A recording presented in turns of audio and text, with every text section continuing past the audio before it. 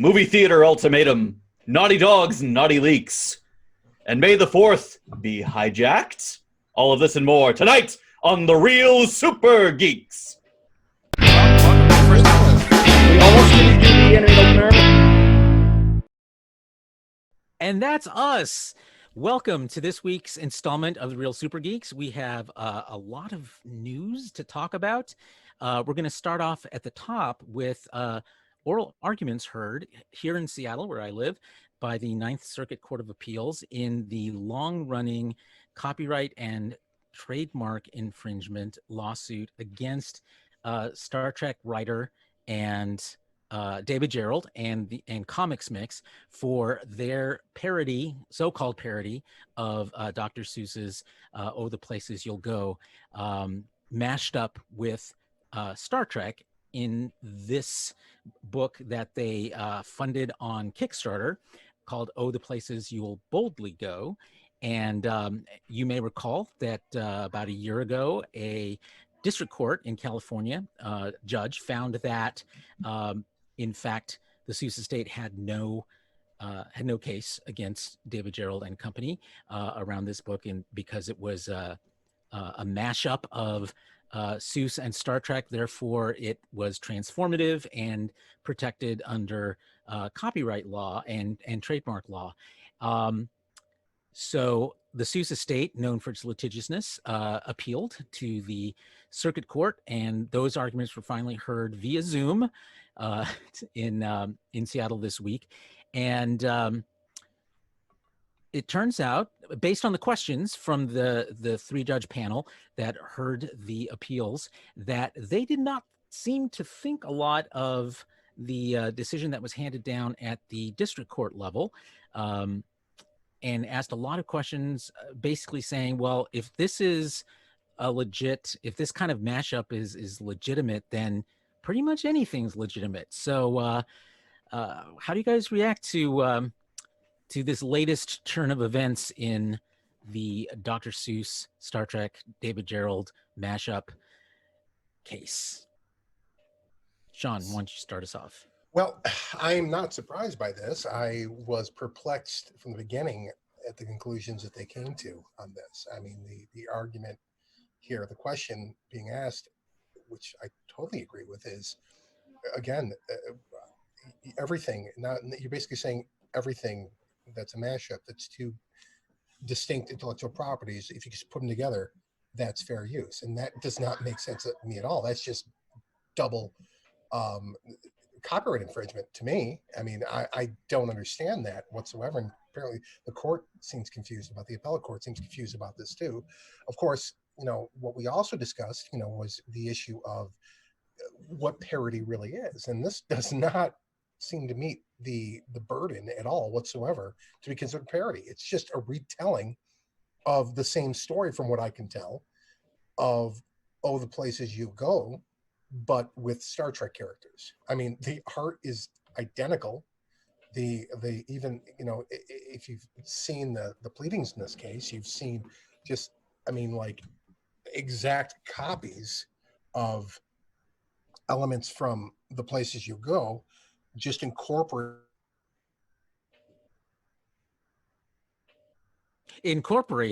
into I'm just picking up where you left off. Sorry, Sean. There you are. You're back. Sort of. It's catching up with him. We can't hear you. 5, 4, 3, 2, 1. Can anyone lip sync? Sorry, Sean. We lost you a while Or back. lip read? Oh, you lost me. And now we can't. No! Now we can't hear you. One moment. Wait a minute. Try again. Am I back in business? Yes, you are back in business. Okay. So you left off at incorporated. Incorporated, right, into the story. And the other side to this as well that we discussed was the parody issue.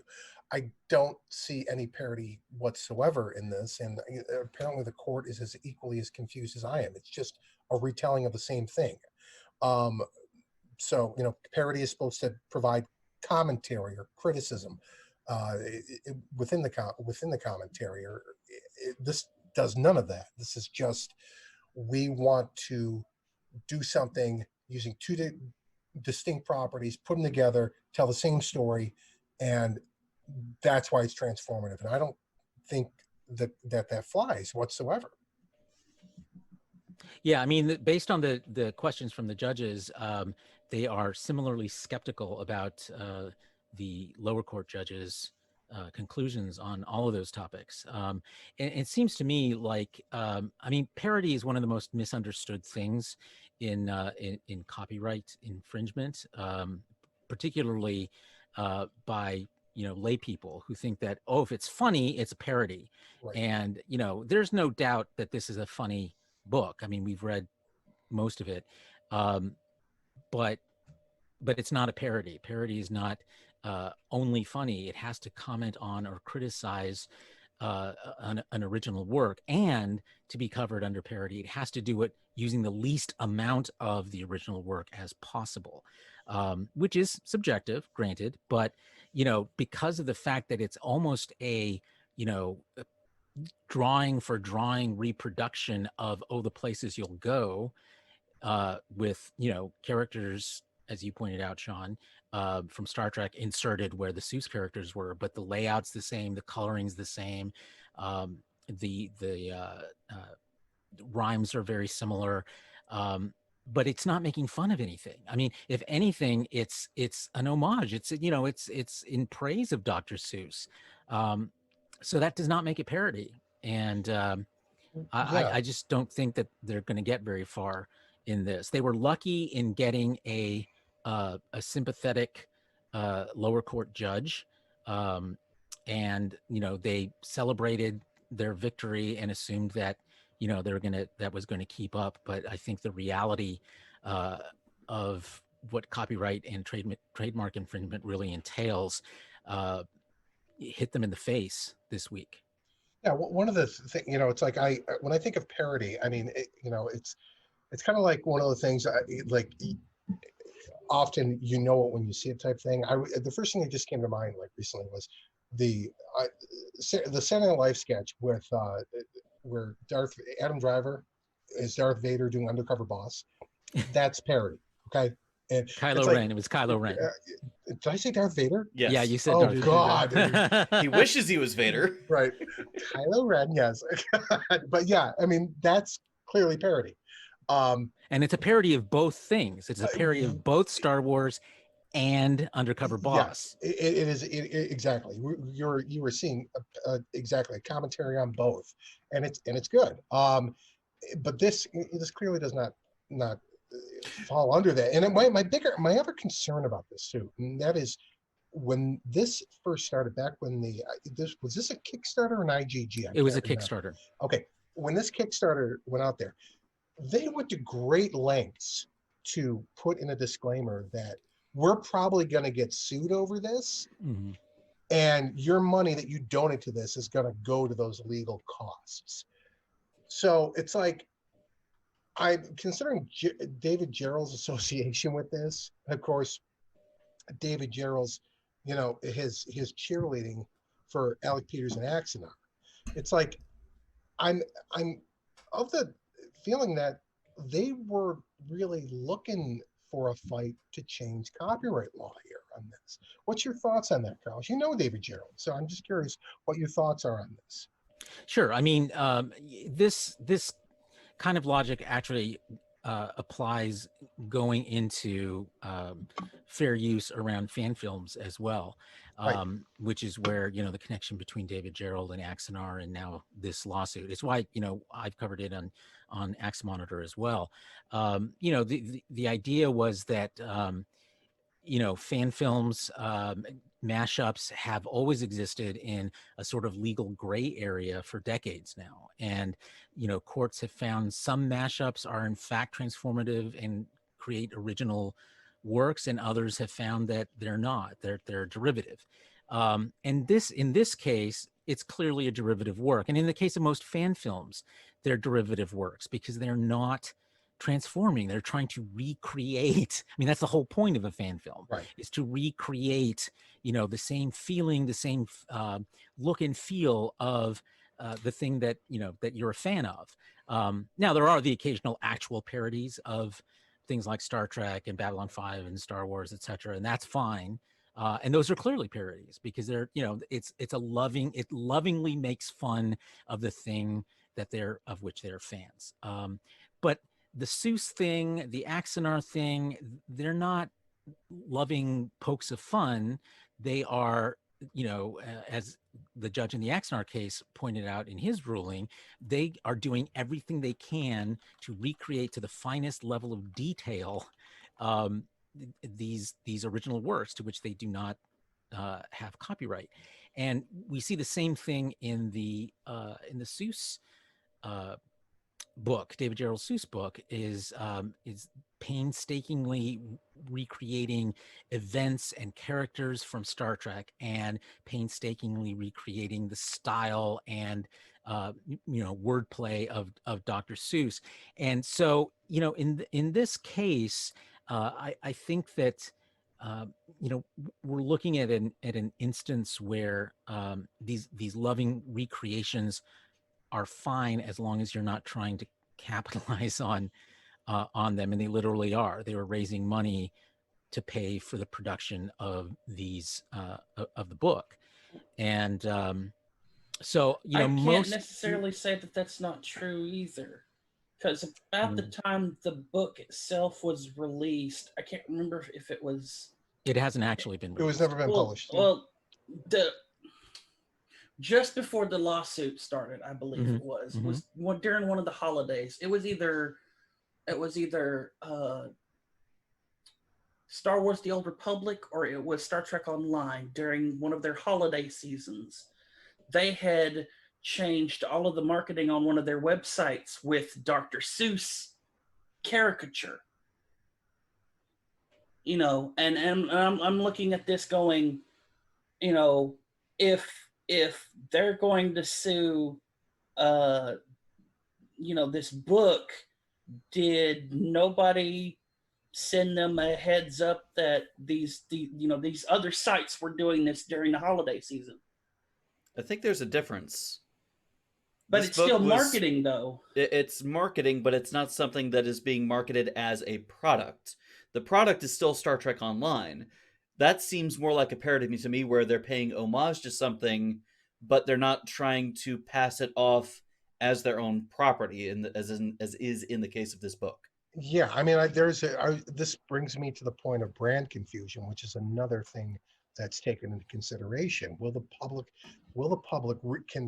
public be reasonably confused to believing that the places you boldly go is a Seuss production, is a Dr. Seuss product, and it's clear because that was the intent to create that brand confusion. So looking at that cover, I would think that was made by Dr. Seuss Enterprises. Period. Do you think that they drew the wrong lawsuit? And what I mean by that is, if this had been CBS, Paramount suing, that there'd be a greater justification for this to be parody. But because they drew the lawsuit from Dr. Seuss, that basically they drew the wrong lawsuit. And so I actually agree with you on that, Jason. I think I've always felt that CBS had the stronger case here for copyright and possibly also trademark infringement, because Dr. Seuss, they can claim, and I think legitimately, that what they did, Dr. Seuss can't copyright a style of art. It can't copyright funny rhyming. And that's basically what this is. And because it doesn't copy the words from Oh, the Places You'll Go, there's less of a legal foundation, I think, for the Seuss Enterprises to have gone to sue David Gerald and the folks from Comic Mix. Star Trek, on the other hand, they are making use of actual Star Trek characters, actual Star Trek episodes, scenes from actual Star Trek. It's virtually a copy, and for that reason, I think that CBS probably had a stronger a case to make on this, but for whatever reason, they decided to let Seuss Well, take the lead on this one. So which begs the question on that, and because you have to know that Seuss Enterprises reached out to CBS on this and says, you want to go in on this with us? I'm sure they've had discussions. So there's no doubt. well, I'm sure lawyers have talked to lawyers, but Right, exactly. But the know, question is why? And is it due to the fallout from Axonar, and they didn't want to be seen as going after David Gerald? That's possible. I know from sources within CBS that they have watched what he's doing with this case. They've watched what he's been doing with the sale of Tribbles, and are sort of, they're watching. Will that turn into litigation? I don't know, but it does mean at the very least that they're keeping track of what's going on, gathering evidence. Should that ever need to happen, they will have all of that ready to go. That's no guarantee that they will actually pursue that kind of a case, but So I know they've been watching. Well, you've got my attention now, because I was under the impression that Gerald he had free reign to produce Tribbles. That's what a lot of people believe. My sense is that that's not a clearly straightforward thing, because, for example, writers under the Writers Guild contract, as you may know, when they create a character for a show like Star Trek, if that character is reused again in later seasons, later episodes, or in new series, but the same character, the writer is entitled to royalties for the reappearance of the character. Right. That is because of their contract, their union contract with production companies. Strictly speaking, from a copyright standpoint, they did that as a work for hire. So, Paramount or CBS owns those characters. Right. But under this labor contract, they are also obligated to pay those royalties if in fact those character creations are used again in the future. So from that standpoint, yes, he created Tribbles and has a certain degree of legal interest in it, if not ownership. And so I think that's been sort of leveraged into this mini I have enterprise, if you'll pardon the expression. I have a funny feeling that this is very similar to the Lincoln Enterprises deal. Yeah. Going back to the 70s, where they basically let Gene and Lincoln Enterprise do what they want with merchandising. And this is, and I talked directly with Rod about this, and he made it very clear to me that CBS has not been happy, excuse me, for quite some time. While you cough, we're going to admire Jason's Tribble. Yeah, so and that's really why they came to an arrangement with Roddenberry.com to get out of the merchandising aspect of this completely, to work on other things with them, which was a fair deal for them, and I'm sure much easier, because who wants to do retail online if you don't have to? I mean, seriously. Yeah, no, I mean, it's been a lot more lucrative for Rod Roddenberry. I mean, he's an executive producer now on all the new Star Trek series. Exactly. So that's essentially free money for him and his business partners. So from that standpoint, I think it was a smart move. Yeah. And my point, the point of this is that deal that Roddenberry had with Viacom, Paramount, way back in the day for that, it just carried on forever, is what it comes down to. And I think there's probably something like that with Gerald, considering how long we're talking about as far as Tribbles are, the existence of Tribbles are concerned. They probably. I think that's actually probably the most likely case, because I think the biggest comparison would be that and the creator of the Daleks for Doctor Who, because of that agreement. Yeah, it's sort of the same, but BBC has its own, and the UK has its own set of laws and contracts around that. I understand, but you still have the you still have the idea, though, here that the guy who created the Tribbles has control of the Tribbles. Has to some extent. some level of control, at least Right. some measure of it. I think. Yeah, that and if I were- don't think that's true. I don't think he has any control over Tribbles. What he has is that he has a legal interest in their continued use, Yeah, I get that. which and is different. Well, when I say some level of control, I mean that, like, he hasn't been shut down, and I've never seen on any Tribble I've bought from David, and I've bought quite a few Tribbles at many a con over the years. I've never seen anything to indicate that they are official Star Trek products or licensed by CBS. Now, there are licensed Tribbles that Mhm. that other manufacturers do make. Yeah. But I've never seen that once with anything that David sells. So I get the feeling, like I said, it's similar to the Roddenberry situation in that they just kind of have been being magnanimous about this, not pursuing him over this over the years, when they really probably have more of a legal stake in this than they've let on about. It seems more like a grandfathered agreement. Yeah, kind of. Even if there's nothing that really legally binds them to it, they've just Right. been carrying it over. I think the Dalek situation is different because if I recall Dalek- correctly, they yeah. can't. It's like the reverse. Like BBC can't make an episode with Daleks without the owner's permission. Isn't that correct? Isn't that how they? That I'm and not they sure have about to be able to continue to have Daleks in Doctor Who. They have to use it in at least one episode every season, Okay, now that makes sense for some of the episodes I've seen. and that can be in physical form. That can be in imagery. It can be anything. They just have to have a Dalek present like- in an episode. It's like with Sony, and they're maintaining the rights to Spider-Man and Fantastic Four. They got to bang out a movie every couple of years in order for that to maintain that license on it. Fantastic Four was Fox. Or Fox. I'm sorry. Yeah. So Is that- Jason smelling his Tribbles? yeah. Honestly, God, watching Jason stroke that Tribble was so soothing. It's like, I need a cat. Where's a cat? Give me a cat.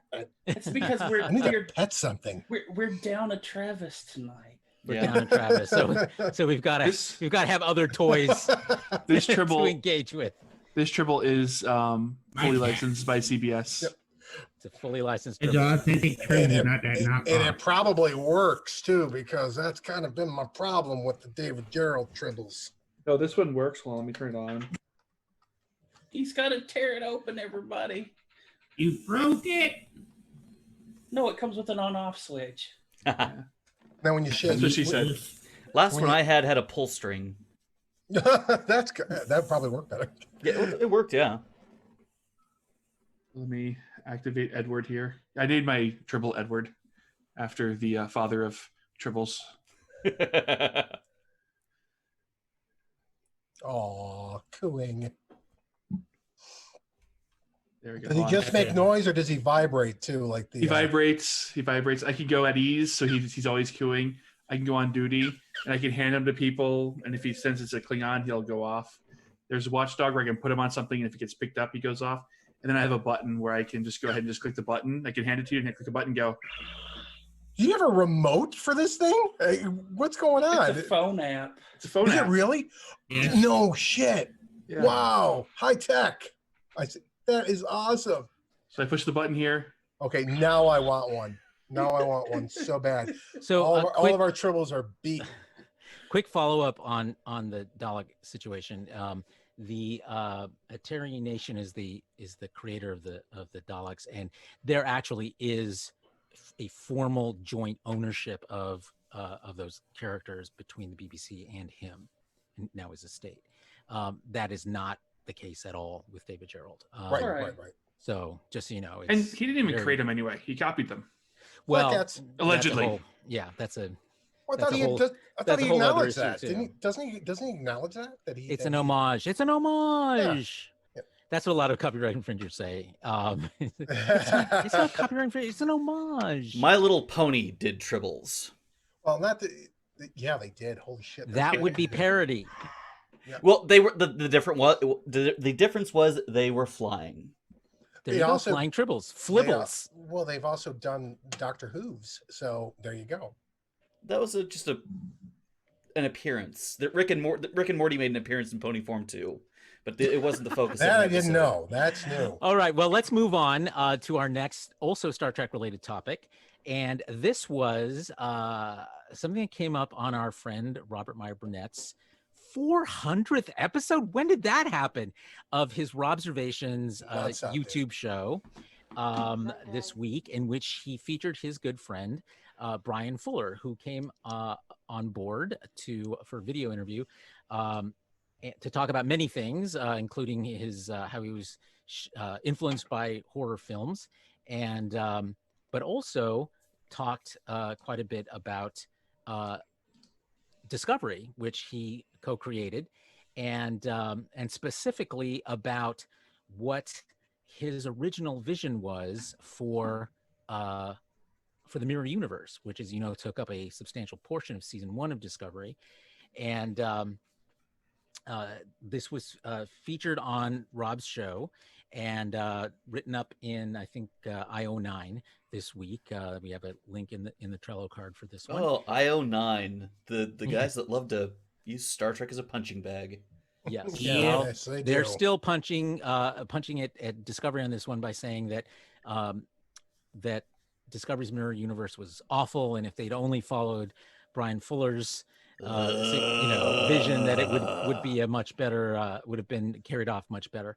And okay, so I don't know if you guys got a chance to read the article, but essentially he was looking for less of a kind of send up of Trump kind of thing, and more of a subtler kind of there, but for the grace of God go I kind of thing for the characters. That when The they only met thing their Trump characters- about the guy is when he said, "Make the Empire glorious again." yeah. That's it. Yeah, I don't know. Okay, I'm gonna rant here. I don't know Please do. why this keeps getting blown out of proportion. Where there was some interview where someone said offhandedly, "Oh, the Klingons are Trump supporters," and that colored everything and everyone's perception of the series, and why so many people dislike it because of that one interview, that one saying that isn't even true. Done. Okay. Okay. Yeah, good rant. it's the first time I ever even thought about a connection to Trump, and it was when it was just brought up right now. I mean, look, here's the thing. It's less a Trump thing and more the idea that the mirror universe we got in Discovery was they were cartoonish. That everyone was It's just always sort been of cartoonish.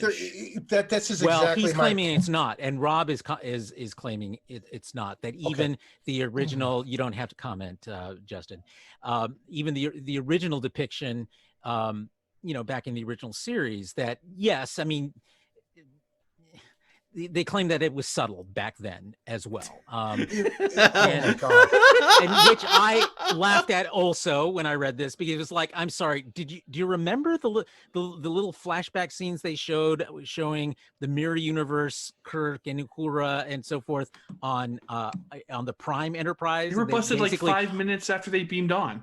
Yeah, they were busted, and they were like, oh, all they were doing was yelling and screaming behind, in the brig, and it's like, oh yeah, it's really subtle. Power, I'm sorry, Spock. I'm Is that sorry. what you want? But I can then- give that to you. And then you get to Deep Space Nine, because we didn't get the Mirror Universe in TNG, but you get to Deep Space Nine, and they decide to make like evil Kira lesbian. Like, No, they Bisexual. decided to make- Bisexual. but- Polly. or She was Pan. Polly. They decided to Or make Pan. all of. I the think she might have fucked in more. their I think she universe would. that way. but my point Okay, is wait, that see what like, he said. Jason, then Yeah. son. but my point is that like they went to like the base bottom stereotypes, and even that one. I mean, even like the Terrans at this point had kind of somewhat changed, evolved, but Smiley was still an evil bastard who didn't have any scruples, was willing to kidnap people, was willing to bait, use Mirror Jennifer to kidnap Jake to lure Cisco back over to the mirror. I mean, it was all mustache twirling. It's Bullshit. mustache twirling, right? And it's like, I won't even call it bullshit. But here's the reality of this. I think, Enterprise. yeah, exactly. I mean, in A Mirror Darkly 1 and 2. Okay, there's two things about this that always caught my attention. That first and well, I'm going to hit 3 points here. First and foremost, it's like we all said. it was intentionally over top. It was a caricature. That was the point of it, and it's been done that way every single time, which I Well, but find. Brian Fuller's point was I don't that have a problem with Brian Fuller's point. His vision on it would have been very interesting, I think. yeah. I mean, it's not that it would have been better or worse. It's just a different take. And I think that sure as hell would have been interesting to see that. But this notion that it automatically would have been better because it was never like that, well, that's ridiculous. I mean, they made it. That may have been more of a Rob thing than a Brian Well, Fuller I mean, thing. it's like, but this I think so. look, I like Rob a lot, but the problem with this notion, it's this notion that, look, even when they try to homage the original series, they're still doing it wrong, or the original depictions of characters. In his eyes, they're still doing it wrong. It's like, you can't win. I mean, so it just seems a weird hill to die on. You know what I'm saying? I mean. It would have been different, but it doesn't necessarily mean that the way Discovery did it. Well, and my point is, well, I'll make my point in a second. Son, I promised you a chance to. It just seems like a mirror hill to die on, doesn't it? A broken mirror hill to die on. A lot of people take issue with the DS9 portrayal of what most considered lesbianism, and what's really more honestly female leaning bisexuality, which is honestly the opposite of what we currently have now. In most sexual respects in our universe right now, there is a male leaning bisexuality, and in DS9 they obviously flipped that. Now, I'm not saying that there was some grand design to make lesbianism look evil or not look evil or anything like that, because by God, did DS9 ham-fist a lot of shit in the sexuality department. They always did, but Star Trek always did. It's like Star Trek in name is ham-fisting shit. And I've always pointed this out, that Star Trek during the '90s did a bad enough job with heterosexual relationships. Did you really think they were going to do a good job with homosexual relationships? I mean, come on, O'Brien and Bashir. It was Garrick. Everybody knows that. Yeah, right, exactly. But so it's Bashir was the bicycle of DS9. With the interesting thing about the Kira aspect of that is that it had nothing to do with sex and everything to do with power with her, and which right. was the interesting angle on that, which I thought was very clever. And I have to say, as a homosexual, I actually loved the notion. I know, shocker. I actually loved the notion of a bisexual or pansexual or whatever Kira. I loved Intendant Kira. She was deliciously evil. I mean, the fact she wasn't evil because she was a lesbian. She was an evil person who was lesbian. And they're just like there are evil people who are heterosexual. Right, Lord knows there's enough of them. So, so I never took any kind of personal umbrage over that depiction, because I thought she still did a fantastic job at it. I like the notion behind it. So, I mean, yes, I'm not disagreeing with your point, son, that there's ham-fistedness going on. I don't see it as disagreement. Oh, okay. Well, yeah. I mean, I'm just saying that I think that I enjoyed it. I like the different take. I mean, that the actors. It's actual representation, because gay people can be villains too. That's right. That's right. Yeah, and my biggest problem with the mirror universe has always been that it's like my problem with Klingons. It's that, how can a society function like this and continue to grow? I don't understand how it just doesn't collapse on itself pretty quickly. That's what I at least appreciate about Star Wars. It took them 20 years for the Galactic Empire to collapse in on itself. I mean, that kind of made sense. But, I always thought that was not very realistic. 20 years is nothing. Yeah, but they sucked. They were bad. They were really well, only because they cloned these things that couldn't shoot, Well, the Empire was focused entirely around Palpatine, so when he died, there was nothing holding them together. Well, In the Mirror Universe, it's focused entirely on the Emperor or Empress, whoever it may be. Only So, in Discovery that we've seen. We never saw No. an emperor or empress in the other versions of. no, that is. No, we Well, saw we an saw Empress the Well, in we saw Discovery. the Enterprise. pre-Empress Okay, in yeah. Hoshi Yoshi. In Sato. Yoshi, yeah. What are you doing? Oh, that's my wife messing with me. Oh, Thank- hi, Marilyn. Oh, so that's Carla says hi. that's who's running around in your backyard for the past 20 minutes. Not that, my daughter. Yeah, yeah. Okay. I'm not getting Yeah. yelled at for being. I mean, for being one of the honest, points that's that Brian Fuller makes in this interview, which I actually really liked, and Rob agreed with this as well, was the idea that the kind of the focal point between both universes that makes the most sense, and I think this is true, is the character of Spock, because basically what he's saying is the character of Spock was essentially the same in both universes, just with a kind of inverted set of ethics. And it's true. I mean, that's really where you see in the depiction in the original series, that the big speech that our Captain Kirk makes to their Mr. Spock, which is, be that man who changes history. I thought was well put, and he saw the logic in it. And the thing that did Right. bother me in DS9 was essentially that all went to waste, because he did it, he was successful, and it brought down the Terran Empire, but it also didn't fix anything. It made things worse. So it's yeah. like, They last Jedi'd it is what they did. they last Jedi'd it, exactly. Fun fact: there are 2 versions of the Kelvin Mirror Universe. What? Yeah, in the comics, they did comics? 2 different Oh. versions of the Yeah. Kelvin Mirror Universe. Because we don't Eh. need you don't need more complications. I think the word that describes that, I think you can sum up with the Spock in both the Mirror Universe and the Prime Universe, is pragmatism, is what it comes down to. Yeah. Because of the the rational Vulcan logical approach. It's all about pragmatism. So that's why they're so much the same. Yeah. All right. Well, congratulations to Rob on his 400th episode. I can't believe it's been 400 episodes, but great. He bangs them out all the time. That's for He sure. does, he does. No, and not for nothing. Here's the thing about Rob's videos. I don't watch him as much as I'd like to. And the part of the problem is I got kind of turned off by his constant bashing of new Trek. Exactly. But Rob's shows are really good. He does an excellent broadcast, and he is a lot of fun to watch when he's not shitting all over everything. So it's true. I mean, Rob has a wealth of agree there. knowledge.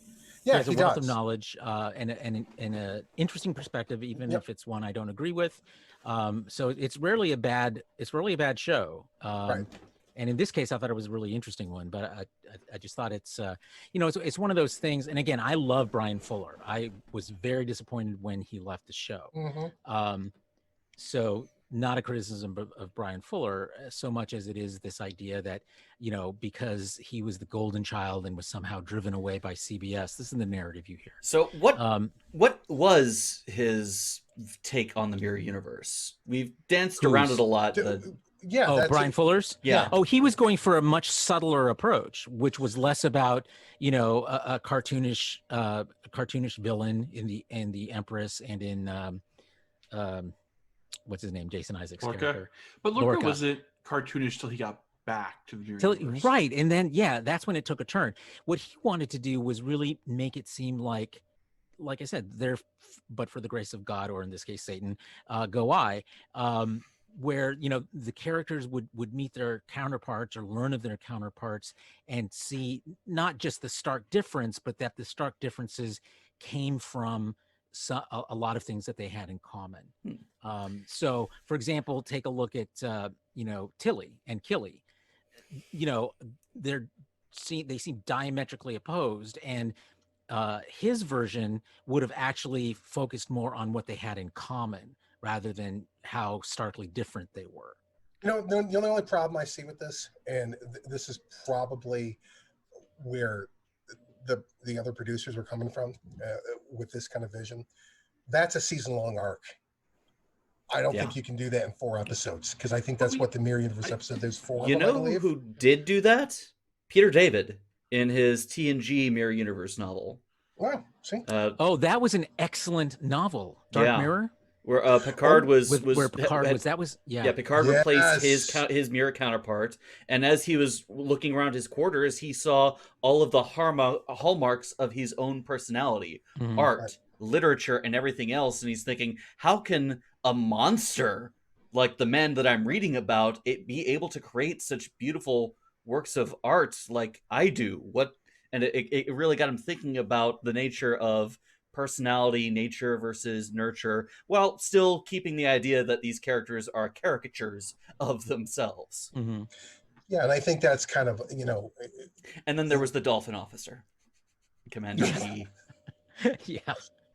Riker whistles to get his attention. Sir, that was vile language. Still in my head after. No, obviously we haven't seen the episode yet of observations. My question is, did Rob talk to him at all about what he thought about the Mirror Universe or Discovery as it wound up being? Because truthfully speaking, from people I know who know Brian Fuller, his vision for Discovery is nowhere near what we got. So did he just touch on any of that at all? I'm just curious. From what I can tell, and I haven't watched the entire interview. I've only watched part of it. From what I can tell, and this has been Brian Fuller's stance all along, is he does not really comment directly on how Discovery turned out.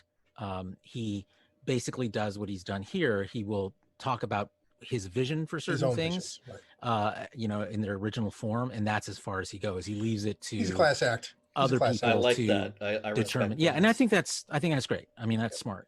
And the thing is, and again, I'm a huge Brian Fuller fan. Me too.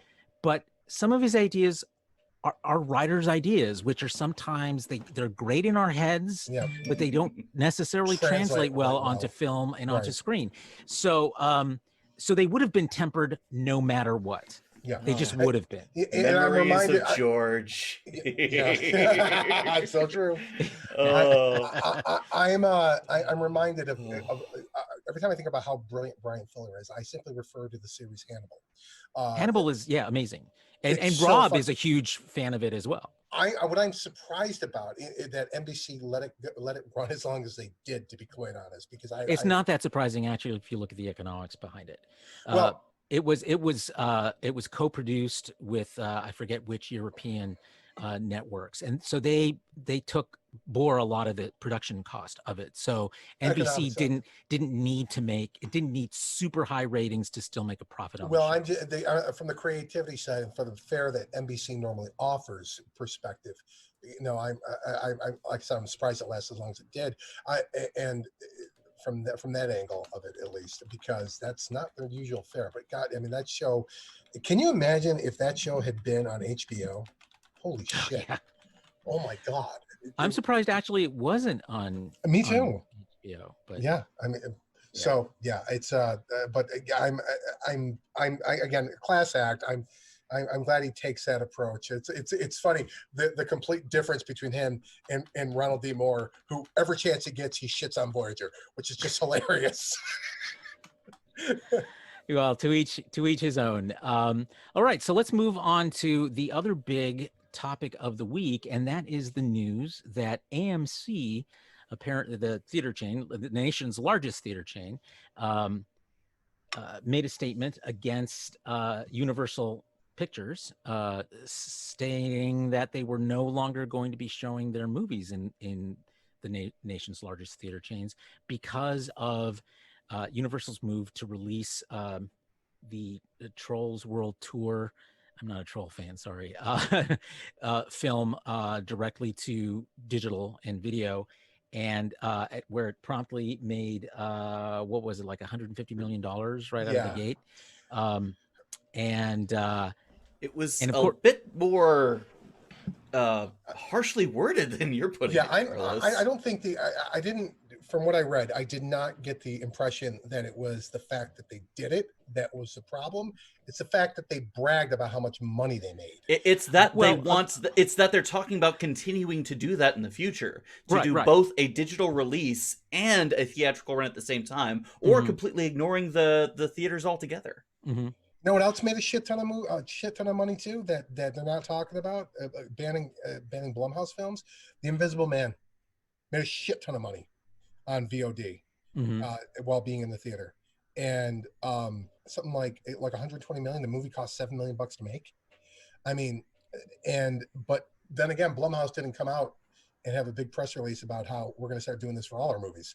Well, So, I mean, I don't think they really released. I mean, that wasn't quite the context. I mean, it was just an interview. They were talking about how they're pivoting in the light of Corona, and the fact is that theaters aren't going to be the same for a long time. They're just not. I mean, they're not configured for social distancing. They're they're built to cram as many people as comfortably as possible in. And so in the Now. next 2 years, Not so much in the 90s.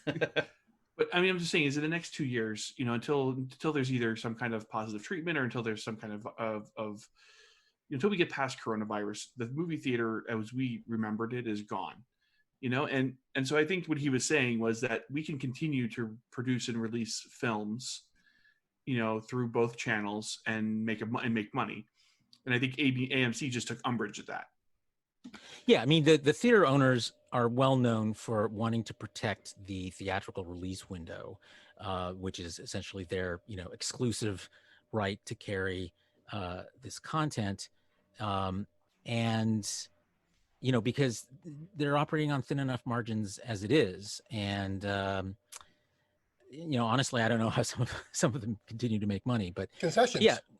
yeah, concessions. But coronavirus, you're absolutely right. It's changing everything. Last week when we talked about this, Jason, I remember what where we kind of ended up was we didn't know really what the financial impact or gain would be from direct to digital release. We're seeing now some success in that with Trolls and with Invisible Man.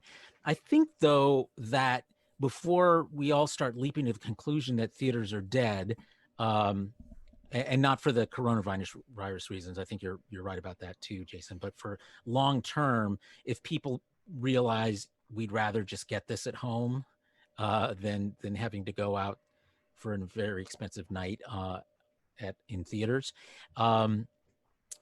will that hold up? I mean, I don't want to venture a guess, honestly, because when the coronavirus passes, there will be a lot of pent up demand to be out, to spend money Right. once you start making money again. I mean, if you look at the last huge world pandemic back in 1918, the misery and what was left in its wake in 1918, 1919, in a lot of ways explains the culture of the 1920s, where humans went crazy. They went That's it. wild. Yeah. I mean, they Carlos were remembers it well. There's a reason it was called roaring. Exactly. He was in his late 20s then. Yeah. Early 20s.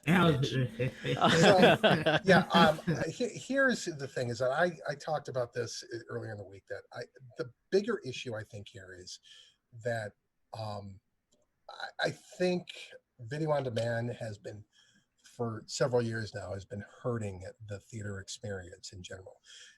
We have seen theaters go from these crappy flip down seats to, like, now they all have less capacity, yet they've all got these leather reclining seats. They've all got better concessions. They've really upped their game to make it a better experience. I don't know if you guys are familiar with a chain of theaters called Eclipse Theaters. We have one in Vegas here.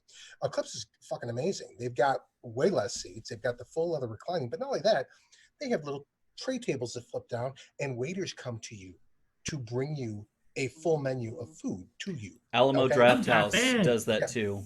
I think something. My point on here is that I think what's going to happen, I think theaters as we know them are going to be dead. I expect the industry to adapt is what's going to happen.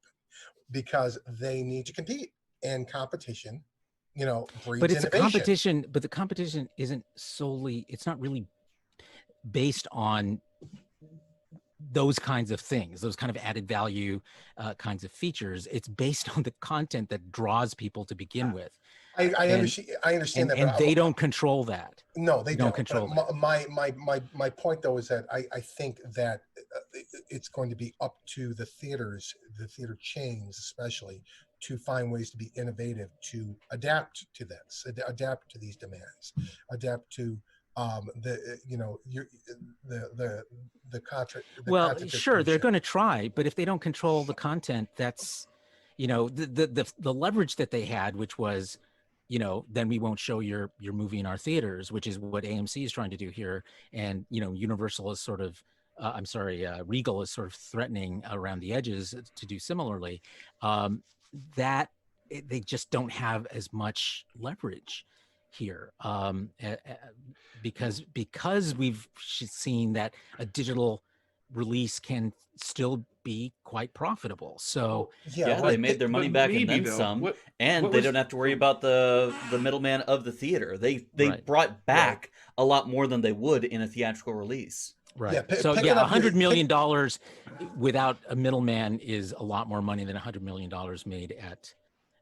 Exactly. They were able to keep over 80% of the money made instead of around 50 or less. Right.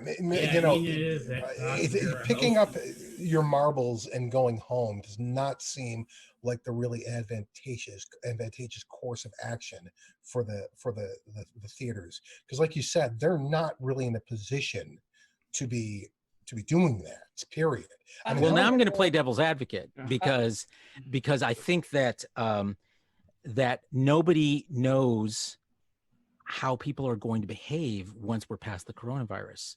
They just don't. The other thing, well, that's, again, to me, that's another issue, because there's uncertainty with that. But the fact of the matter is that how many films does Universal bang on in a year?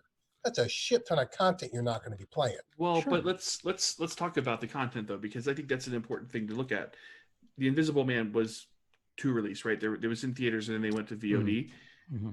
Trolls was released strictly on VOD. So this is the model of, this is the question of whether or not we could support a total VOD on release. But the thing is, Trolls is also a popular, I would call it a franchise because it's the second movie, but it's a very popular phenomenon. Is it third? Yeah. But it's a very popular phenomenon. You have major pop stars in it. And more importantly, parents are tired of Frozen songs. And so to meet a parent, let it go, Jason. Right. Let it go. But don't underestimate the willingness of a parent to rent a movie at home like this, to stick their kid in front of while they're to be play babysitter, because they can watch it a million times while they do their job. Right. So no question. I totally agree with you on that. I think that's a major angle to be considered. Ross, yes. Yeah, I'll get into that during What Are We Watching this week. No, it's so true. We're not talking about releasing the next Top Gun film on VOD. We're talking about Trolls, which is a kids movie where parents actually have to take their screaming kids to the theater. I speak of this as a parent of 3 screaming kids. So I mean, I've heard them scream. Yeah. Well, not your daughter. Oh, she used to. Yeah. And she yells at her brothers enough. But the thing is that it's Trolls is a different animal. I totally agree with Jason on this. Yeah, I agree too. You can't do this with tentpole films.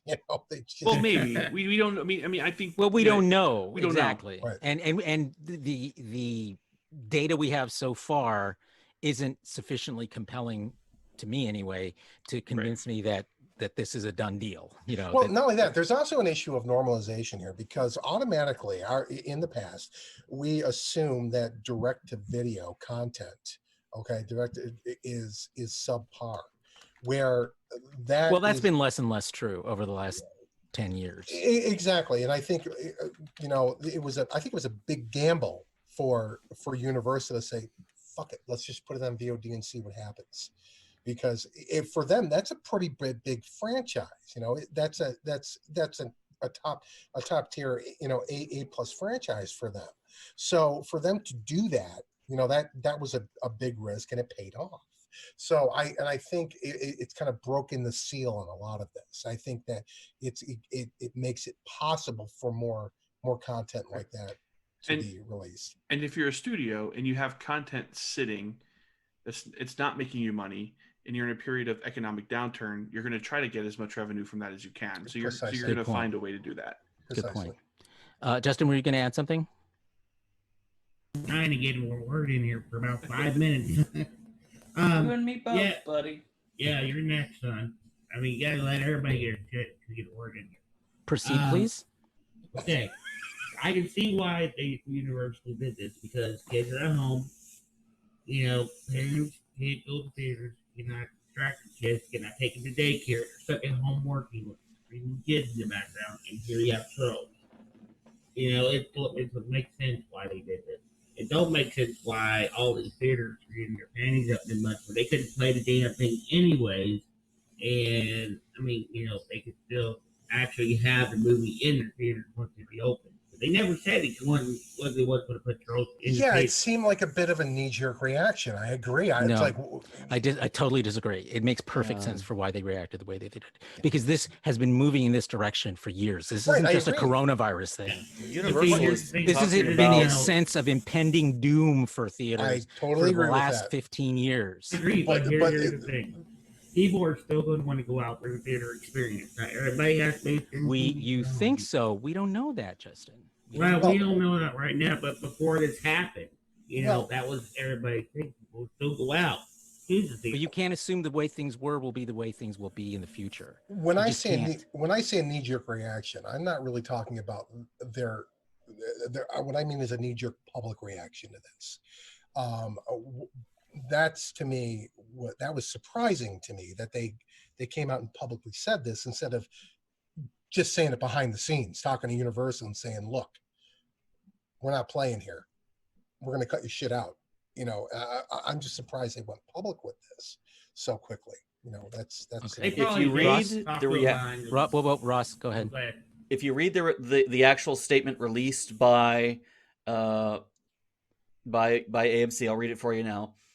It's disappointing to us, but Jeff's comments as to Universal's unilateral actions and intentions has left us with no choice. Therefore, effective immediately, AMC will no longer play any Universal movie in any of our theaters in the United States, Europe, and the Middle East. This policy affects any and all Universal movies per se, goes into effect today and as our theaters reopen, and is not some hollow or ill-considered threat. Incidentally, this policy is not aimed solely at Universal out of pique or to be punitive in any way. It also extends to any movie maker who will unilaterally abandon current windowing practices absent good faith negotiations between us, so that they as distributor and we as exhibitor both benefit and neither of us are hurt from current changes. Okay, so parse that for us, Ross. What do you think they're actually saying? It seems like they took Universal's comments to saying that they are going to completely abandon the theater experience, that they want to release most, if not all, of their films going forward direct to consumer via digital, via DVD, or via streaming. With Peacock coming out, that kind of makes sense. And they, as a response, are making very clear that that they are not going to be presenting movies in parallel with a direct-to-digital experience without being negotiated with. It sounds like that they were taken by surprise by these comments and took it to mean that they're not even going to say anything to the theater chains about this and say, you know what, we don't need you, we're doing our own thing. That's not what he said, though. He said that they would look at like releasing them simultaneously. He's just saying he was coming at how well it was done. And I don't know. I think it's the theater's just total knee-jerk reaction. I don't think that at all. Again, this has The been way brewing this is worded for a long time. It's not knee-jerk. This was considered. This is not some hollow or ill-considered threat. well, my point on this is that it's a direct response to much more benign comments made by Universal, Right. Universal rep in a video or in an interview. So, you know, that's where I see the Well, the knee-jerkedness problem about is that they may be benign from Universal's intention, but they're not benign on AMC's, the effects on AMC. So, Right. Well, but so that's I, the huge difference. I The get that, huge but difference. my point on that is that based on the statement from AMC, they are responding directly to those comments, and it sounds like they had no discussion with Universal after the fact about that. In fact, That is the Universal's real issue. right. That is the real issue. Right, and Universal's comments, response to them, seems to indicate the same thing, that we haven't even talked about this. We look forward to continuing our relationship, yada yada yada, and working with our partners, yada yada yada. Like so many things in Hollywood, people take extreme positions and they always negotiate their way out of it. Yeah, I mean, I can't think of a situation where that hasn't happened. They always negotiate their way out of it, and that's basically what we're going to end up seeing here eventually. You know what this reminds me of? This reminds me of the hubbub last year about how Sony and Disney couldn't work out a deal for Spider-Man. That's what this reminds me of. And well, done, forget it, can't do it. And then weeks later, oh, we're back in business. That's what this kind of reminds me of. Yeah, I mean, you see it all the time in cable disagreements over, where carrier disputes. Carrier disputes, yeah, exactly. Right, over networks, yes. Mm-hmm.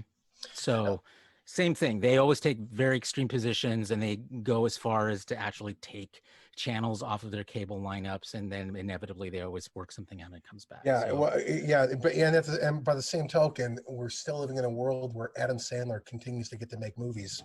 So I mean, Hey, people pay to see it. So sorry, I will always go see an Adam Sandler movie. By the way, okay, last words on this topic. Go to Sun, and then we're going to move to our next topic. Sun.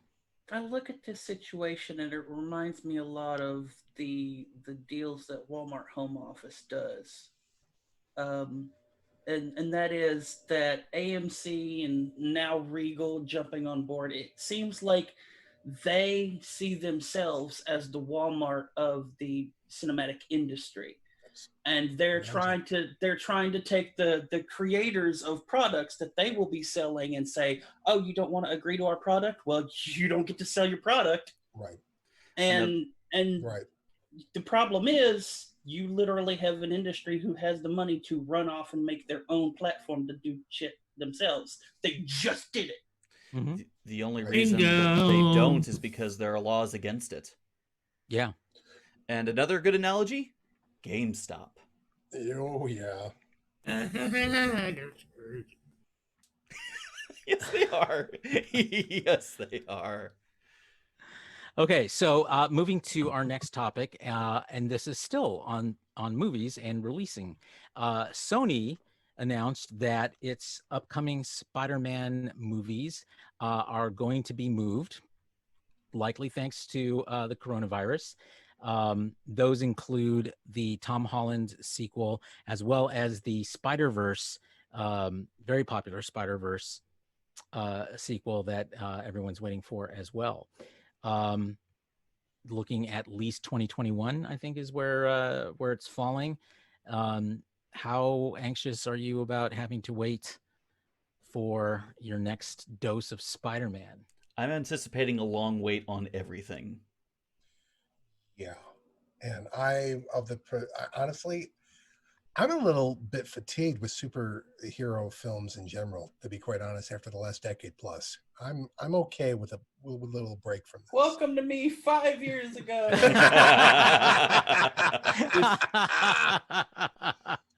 So true. With the carnage of Endgame on the original MCU, Tom Holland Spider-Man is the one thing I still like, that and Guardians. So like, the newer generation of MCU heroes, I'm just not, much into. So it's kind of unfortunate that we're going to see a delay before we see Spider-Man back. Tom Holland, I think, is an incredible Spider-Man. There's just no way around it. Like he embodies the boyhood charm of the comics, the innocence, but at the same time the kind of the heroic aspects of the character, and so I think not getting more Spider-Man films is going to be a shame, or a delay in Spider-Man films is going to be a shame. But obviously that is the new normal. I'm looking forward to Spider-Man 4. I mean, Doctor Strange 2. Me too, whenever it finally gets released. Yeah, I mean, eventually, and I mentioned this last week too, eventually we're going to run out of content at some point. I mean, if we're really, the word, I think Hollywood Reporter had an article that came out this week that basically said, look, nothing's going to be produced until 2021. 2020 is written off as a production year. So, I mean, yeah. if we do get anything, it's going to be very subpar, and I don't think they're going to want to go that route. Did anybody watch the Parks and Rec special? no, but I want to. And apparently it was supposed to be really great. It was great. It was awesome. It's a Yeah, it good was all time to done- be a YouTube viewer. Yeah. Did you see it, Jason? I did. I mean, you did because you loved it. Yeah. And it was for charity. It was to raise money for food for folks who need food. Yep. And very successful at that. But yeah, I thought it was a brilliant way to take advantage of what's going on in the world today and do it for good and Yep. For entertainment. And I think we're seeing a lot of artists respond to the isolation of the pandemic and the quarantines in a way that has been, I think, really sort of creatively refreshing. And this is the latest and biggest example of that we've seen. We're going to see more, and I think you will see new content. You're going to see it constrained by things in isolation, but the industry will respond. But we're not going to get things like Spider-Man and Doctor Strange and whatever else on that scale, for a long time. Because if you're talking about Picard, for example, was supposed to start production this summer in July, I think. And if that doesn't happen until next year, then that means it's not until a year after that we see season 2 of Picard. So Right, that's a a long time. That's Yeah. a long time. Artists responding. Is this the reason Lori Loaded is getting all those Star Trek actors? Yeah. What the channel? hell? Probably Cameo? they need a platform. Yeah. And they can, I mean, but you think about, you could safely create a production in isolation. Yes. Well, there's one on CBS that is doing one. I think Tuning one out of the lawyer news. shows. Yeah. Speaking of Century 21 Productions, the Jerry Anderson Studio House released a new production called Nebula 75 within the last week, and it was all done under quarantine conditions. Jerry Anderson? As in in Thunderbirds. Thunderbirds are go. Oh, I was thinking the former Spice Girl. No. Wow. Tell you what I want, what I really, really want. I want a Marriott puppet. That's Jerry Hollowell, and I really Hollowell. should. And I don't know Hollowell, why I know that. I don't know why you know that either. You're gonna have to hand over your man card there, Sean. It's because you have a daughter. Oh Yeah, yeah, that's a great excuse. Yeah, I don't my think- I don't 13-year-old think that's the daughter's reason, into the though. Spice Girls from the 1990s. Yeah, no. Hey, it could be. Anyway, all right. So definitely lots to look forward to, or not look forward to, as the case may be, as the industry, struggles to figure out how to, continue creating content that will be sufficiently compelling once we run out of the tentpole and higher production value stuff that we're getting now. In some ways, earlier and cheaper than we're used to getting it, but eventually that's going to run out. So we'll see how that goes, and I'm sure we're in a weird spot right now. What's going to happen come fall with new series? Lots and lots of reruns. Yeah, Some I guess. broadcast networks are bringing back Saturday Night at the Movies. Yeah, I saw CBS that. is bringing back Sunday night at the movies. Thank you. Well, I mean, could they move to areas of the country that aren't as rigid with their their social distancing rules to and be able- produce? to produce and do something in like Georgia, to produce a series in Georgia, Let's wait to see how high their infection rate goes up because they've relaxed too early. They before. can't do that anyway because Alec Peters is buying the one spot a middle school to produce everything, so it's all done. There's no way. Well, I think the answer to that, Jason, is that it's not just the location; it's the people who have to go there to make it, and they're going to be coming from places where the infection exists, and they're going to be spreading it. So that's really the issue. And from a workplace safety perspective, there's a lot of talent and people who just aren't going to endanger themselves to make a movie. So that doesn't present an easy out for the industry. So I'd like to make a complaint. I just found out that my wife made cookies and Hayden ate them all. Oh, all right, you're gonna have to take that up with the boss. So sorry for that. Next Okay. topic. Next topic. Yeah. Our next topic is sort of an extension of this one, and that's news that Disney and Netflix are the apparent winners so far in the who's making money off of the coronavirus in the entertainment industry sweepstakes, as their subscription rates are climbing and they're making lots of money and releasing lots of content and lots of people are watching it. But of course, the big question is this sustainable? And it's essentially the same question, from the topic before, which is when the coronavirus is conquered, are people going to stick around?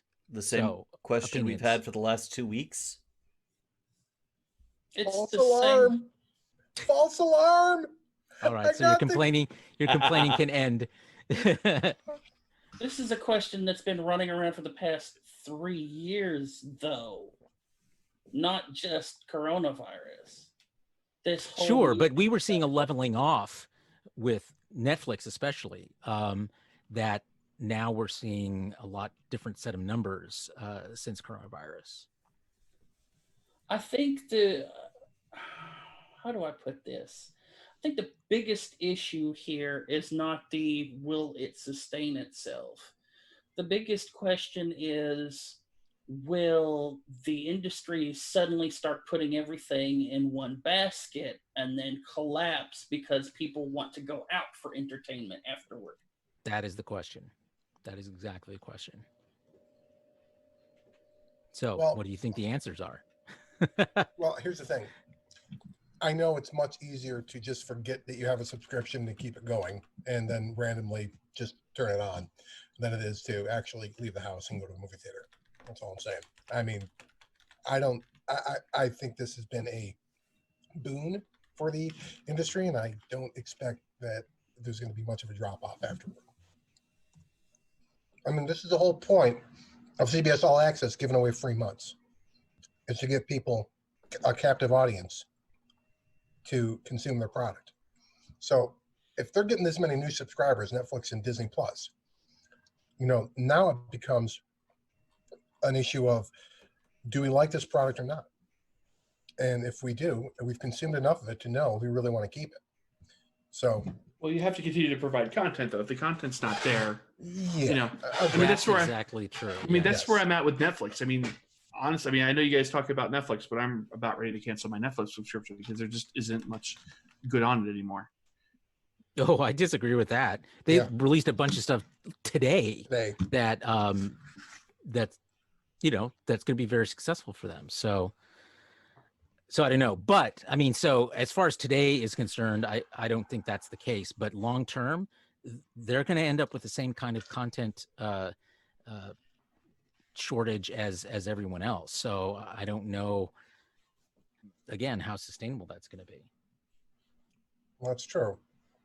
The question is, okay, so then I guess this begs the question. I mean, and I guess we were kind of, what exactly is Netflix going to do, or Amazon Prime going to do about getting more content right now if they can't produce it? Well, they have stuff coming down the pipeline. So, they'll probably have stuff for a little while at least.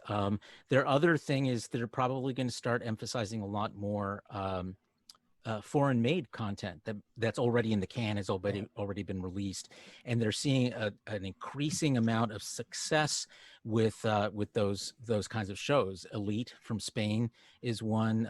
Ragnarok from Norway, I think, is another. There's what's that show? Dark from Germany is one where as long as they can dub it into English so that Americans will watch it. The content is good enough to still capture eyeballs in the United States. So that will give them some more time. So I think I really think they're looking at the fallout from not having new content. I think the problem presents itself in 2021, not now. Is basically what you're saying, because they have the content in the can already to put out there. The issue becomes everything they didn't produce in 2020, so they have nothing new for 2021 and beyond. Well, I mean, I think it depends on this. We're in the cycle because, like, we saw early ends to a lot of shows this season because production shut down in March. So we saw, seasons cut 1 or 2 or 3 episodes short going into the fall. Obviously, if things aren't able to open up anytime soon, there's not going to be, the broadcast networks aren't going to have anything. Netflix will either have to throttle or, by the end of the year, they're going to run out of content. Correction, you saw half the season cut short. Well, it depends on the show, but yeah. But the point is that, it's very likely Discovery could be ready to start now. It's just, it makes sense to throttle it, right? It makes sense. You have the 2-month free preview. You wait towards the end of that, then you let it go. And I mean, it's obviously that's probably going to be what they'll start doing, is throttling content, and eventually they'll run out by the end of the year. Yeah, no doubt. I don't think Discovery is done yet in post-production, but you're probably right in terms of the timing. That it's slower, but it will be done, and it makes sense to offer the milk for free for a while so that you can get them, or maybe it's the heroin for free so that you can get them hooked. Okay, let's move on to our next topic, also Disney related, and that was the news this week that Disney apparently tried to hijack the May the 4th hashtag. And Ross, you want to bring us up to speed on this one? I think Sun knows a bit more than I do about it. Okay, Sun. Okay, so apparently Disney Plus wanted to do some big surprise thing for for Star Wars Day, which is typically May the 4th, because May the 4th be with you. Ha ha ha ha ha. Okay, now that we're all past telling people what May the 4th is and why it's Star Wars Day, so Disney Plus went through this weird thing of posting legalese on Twitter saying, hey, post your favorite memory with the hashtag May the 4th be with you in this tweet chain. And, oh, by the way, when you do this, you agree to our terms of service on Twitter. And it's like, what? Everybody went, what? You're literally trying to take your business's terms of service and put them on a third party, and everybody went like, oh, hell no, I don't think you can do that, dog. Yep. Yeah, exactly. And this was, the issue is not about the tweets, because the reality of it is that, as Carlos pointed out when we discussed this earlier this week, right within Twitter's terms of service, that you own your content, but what you do by putting it on Twitter is that you give Twitter an unrestricted and everyone else too. So that's not the issue about the owning of the tweets. The issue really comes in Disney interfering with the contract of the third-party platform by sticking their own contract in there. And Leonard French did a great video on this, and Justin put it up in our chat about this. That explains the whole thing, exactly why it's so problematic for Disney to be doing what they did. So, yeah, it's not the tweets that are the problem. It's the fact that they tried to hijack Twitter's platform with their own terms of service. A no. Exactly. Yeah. Sorry, Son, were you going to say something? That wasn't me. Oh, who was it? It's kind of like when you make a Star Trek fan film. Was it you or was someone else trying to jump in? Oh, well, okay, I think that's a stretch. I mean, I really do. I mean, I understand the perspective that that they put their terms of service, and they said if you do this, you're subject to our terms of service. All they were trying to do is to get people to share their Star Wars stories and want to be able to use those in some kind of promotion. And instead, what they got was people sharing porn. But I mean, it's Twitter. Did they fail? Was it an epic fail? Yes, it was. Did they do it the right way? No, they did not. But they were just trying to engage the fan community for May the 4th. And I think that like this is where like we get like we lose the we focus on the letter of the law, not the spirit of the law. Like they just wanted to make sure that they were protecting themselves if they used your just like if you post on Camp Kinnemmer website and Dan or Bill use your Twitter or your comment on Trek Geeks, that their ass is legally covered. That's all this. But their ass is already legally covered by Twitter's terms of service. Is the whole point of this? I just think they didn't realize that. That's what I mean. Have your legal team read the fucking terms of service on Twitter. I mean, you know this. We figured it out pretty fucking quick. Yeah. Well, I mean, there was a lawsuit about this not like a week ago. Do tell. The embedding of an Instagram post on of someone's pictures. It was an article went to the artist themselves and said, "Hey, we'll pay you this commission money and have your name credited to all of this stuff for us using your art for this article that we're writing." And she goes, "No, I don't want to be I don't want to be a part of your website or your article or anything like that." Well, because that picture itself was on Instagram, they embedded the article, or they embedded the picture in the article, and the lady took them to court over it, and she lost because of Instagram's terms. Instagram's terms of service, giving the website itself a sub-license to share the embedded image. Yeah, I mean, this is the thing at this point. This is what I find so mind-boggling about Disney not understanding this. The terms of service for social media platforms is not new. This isn't anything that's new at this point. They should have known better. But these are lawyers. Yeah, these are lawyers. No, they're social media managers. But no. You don't think Disney's lawyers were like, no, you have to include our terms of service? Well, that's exactly what Leonard Friend said. It was an overzealous lawyer that did this, and not looking at the actual terms of service of Twitter. And that's the problem. You say these are lawyers. Well, lawyers have it. It's part of the training that you actually vet this first, and they didn't do that. And it's more look. At the end of the day, it doesn't really matter because it's just more of a bad PR situation than anything else, Well, and they backpedaled really quickly, so that's what we've seen typically in situations like this, right? And that's the thing. When they first posted when it was first posted, it said, yeah, you're post it with the hashtag, and then also you're subject to our terms of service. And then it took 5 hours for them to tweet reply, I guess that's the term, to that post to say, oh, for clarification, we only mean posts that are replied to this tweet thread. And it's like, that's something that probably should have been added from the beginning.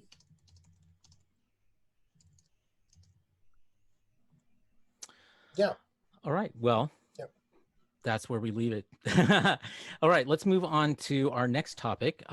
This is just a quick hot take, which is the news that The Boys from Amazon Prime Video, its second season is due very soon.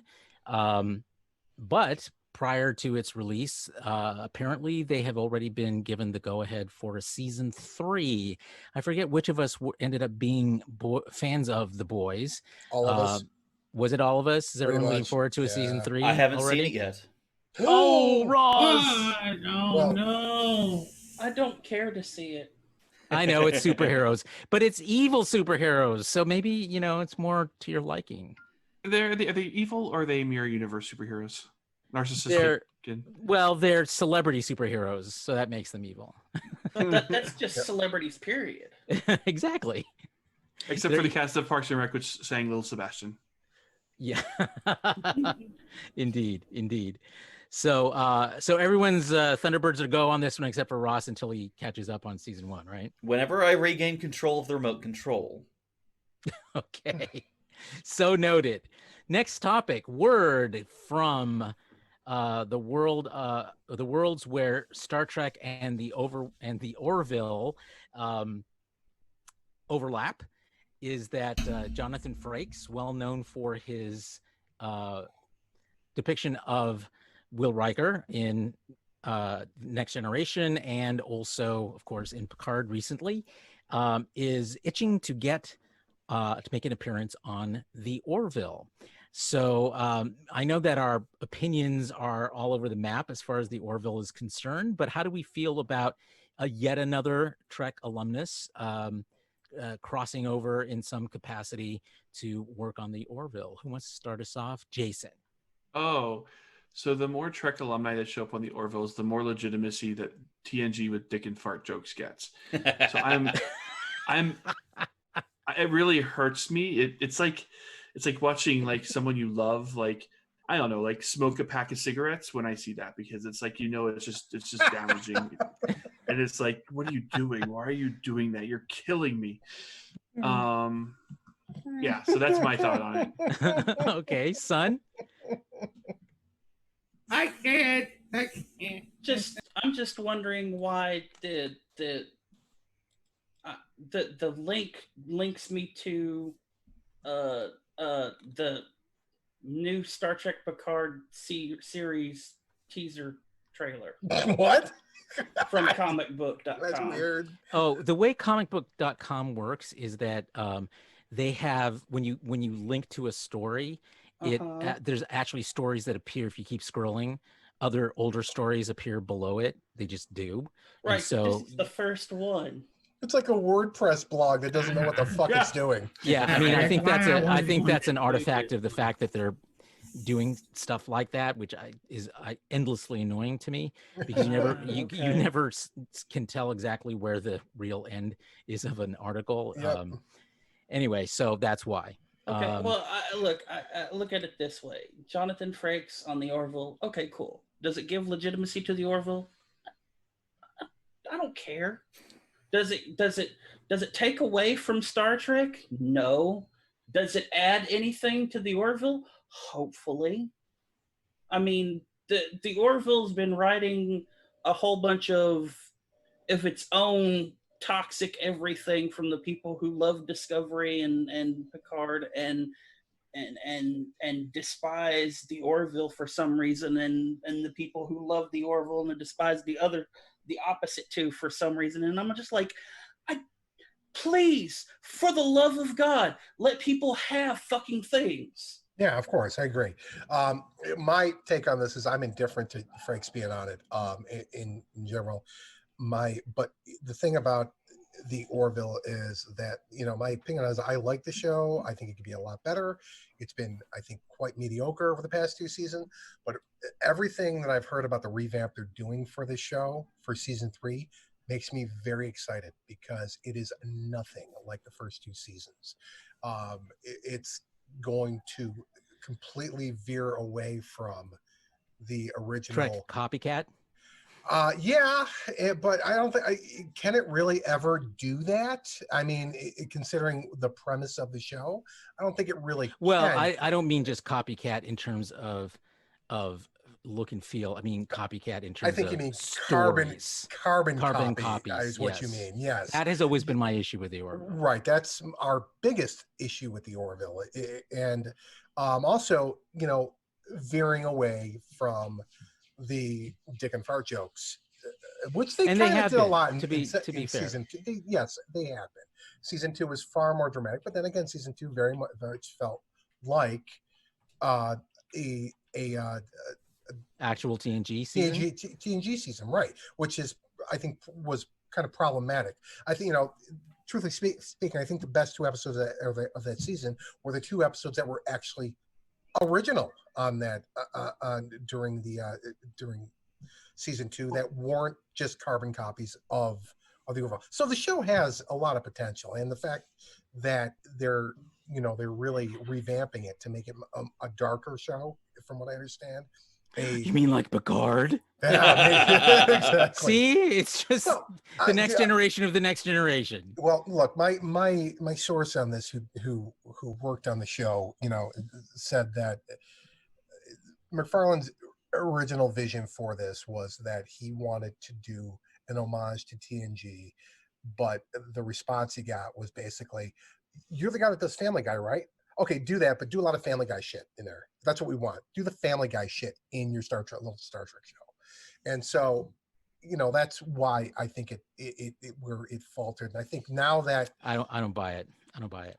well, this is what I heard. I know, I've heard around that time of too. the And premiere. honestly, I don't buy it. Seth MacFarlane has enough juice with Fox that he can do whatever the damn hell he wants. I guess so that, there but was no network pressure that you have to make it like Family Guy. He no, can do what he wants. I wouldn't say make it like Family Guy, but they wanted what Seth MacFarlane was known for to be part of that show. At least. Ed Mercer is every other Seth MacFarlane character. Yeah, I agree with that. Right. Right. Like, so I mean, like you don't tell me like he's the guy from Ed, or Ted, whatever the big bear freaking thing is. He's I mean, it is Brian, the dog from Family Guy. Every character that Seth MacFarlane plays, Ed Mercer is that. So I don't buy. Like Carlos, I don't buy that. Yeah. All right. Next hot take, Justin. You don't have a hot take on this one, okay? Ross. I enjoyed Orville season 1 and 2. I thought they were really fun, and I'm curious to see what he does next. I'm not necessarily hyped for it, but I'm interested to see how it evolves. Open-minded as always. Eyebrows of doom. Okay, let's move to our next hot take, and this is news I think came from Sun that our friends, the Voyager alumni, Garrett Wang and Robert Duncan McNeil are about to begin a new podcast called the Delta Flyers? Yes, right? It's called the Delta Flyers. Right. So how do we feel about these two guys starting their own podcast? Son, you get to start since this was the story you pointed out to us. Honestly, I'm all for something like this because having a podcast by Trek actors with Trek actors, that's assumption for the most part, because nobody knows what the first episode of this show is going to be, like.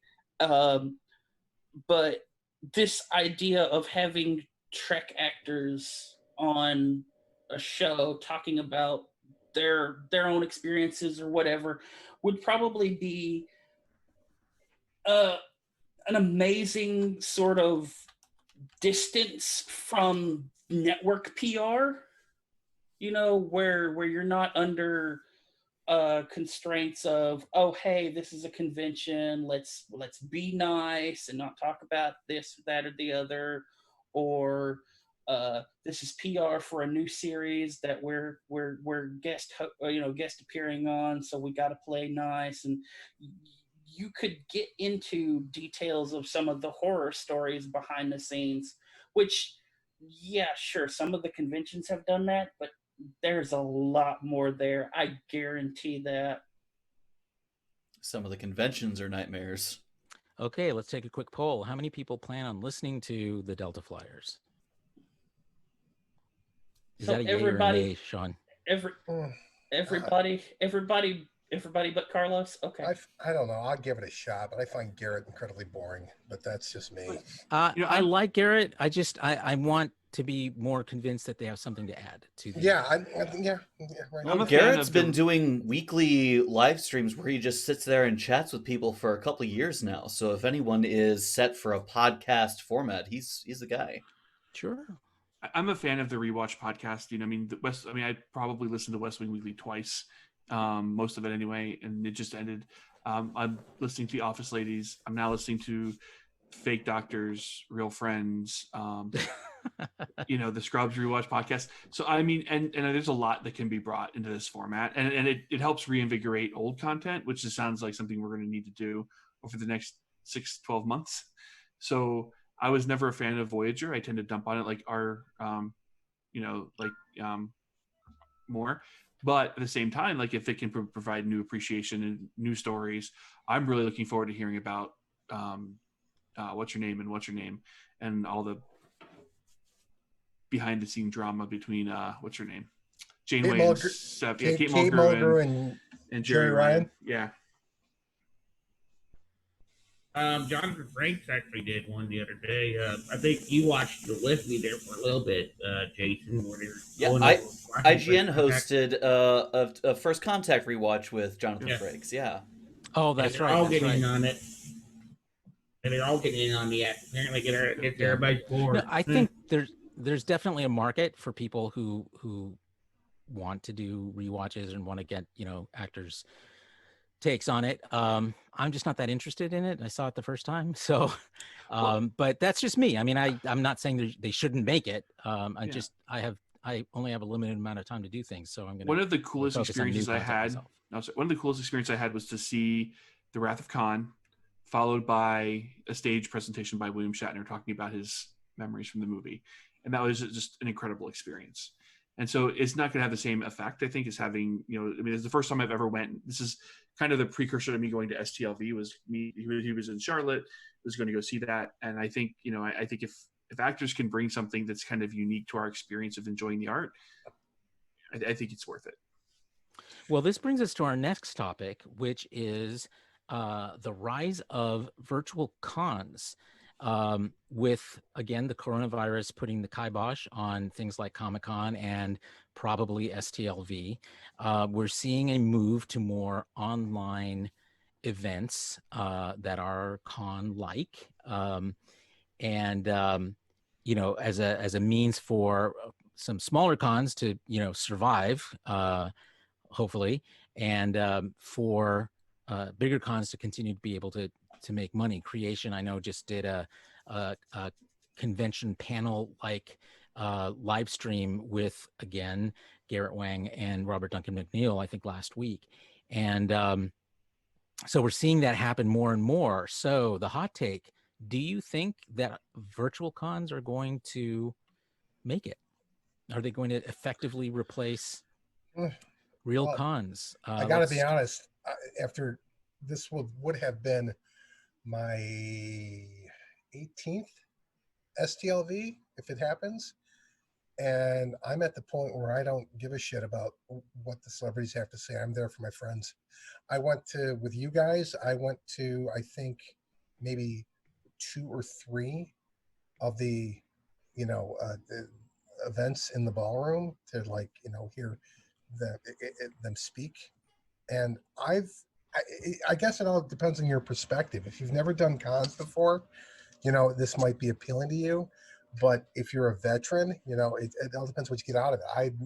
I have more fun hanging out with you guys and my friends and my other friends that I don't see in a year, at the con, outside the con, at the restaurant, the bar, and everything else in the dealer's room than I do actually listening to actors who were on Trek 20 years ago tell the same anecdote over and over again. So, I mean, I guess it's for a certain crowd, but I personally have no interest. Okay. Yeah. Justin? Justin, go ahead. You can't hear you, buddy. You're muted, man. You're muted, buddy. All right, there you go. Stupid button wasn't going to let me mute remotely. Okay, the virtual cons is okay, but nothing beats an actual experience. And you're there with your friends, you're hanging out, you're having drinks, you're having fun at whatever you decide to go do as a group. But I mean, it's just not the same experience. So I think it'll be okay for some, but people are going to want the in-person experience, and that's why they'll continue to have these events. All right, Jason. I think there's some technology that's missing to incorporate the social aspect of the convention, right? So I think Sean's point is dead on. Like going to listen to Kate Mulgrew reminisce about her story with her agent or whoever that was last year was, interesting, but that wasn't the purpose. Technology like this? Well, no. I mean, how do you have the panels, right? We have Zoom, we have Skype, we have WebEx, we have all those things that we can do a virtual panel. We can do virtual questions, and you can, limit the number of people in. You can have, so we have that technology. And so, I mean, I think that can go on, but I think the nut to crack is how do you engage the social aspect of the con that I think Sean's pointing out that you're missing. And I think there's ways to do it. It's just, it's creating a platform though. So if creation was smart, they'd be hiring the best developers right now to develop, and brainstorm on how to develop and bring into play the social aspect of the con that you're missing. And until you do that, then it's just going to be a kind of thing. Okay. Yeah, Son. go ahead, Son. Go ahead, son.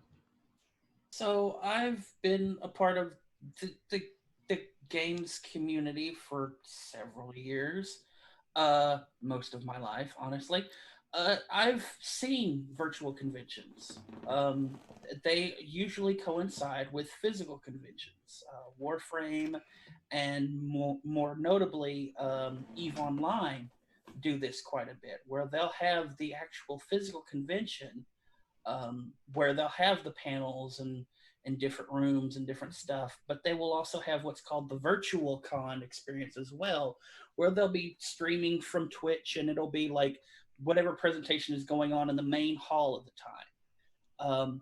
And then from that, once the virtual experience is over, they'll upload everything, all the panels that were in the other rooms and the main panels, to places like YouTube, to give that experience out freely after the people who had attended. The big thing that I see is that doing this is still going to wind up costing people, Right. because that's what goes on. That's what goes on even with EVE Online and Warframe when they do their virtual conventions. But it's significantly less of a cost that to the consumer than it is going to the actual convention itself. And I'm wondering, and I have to wonder, if creation does something like this, are they going to realize that they can't put the same price tag on a virtual con that they could a real con? No, they can't.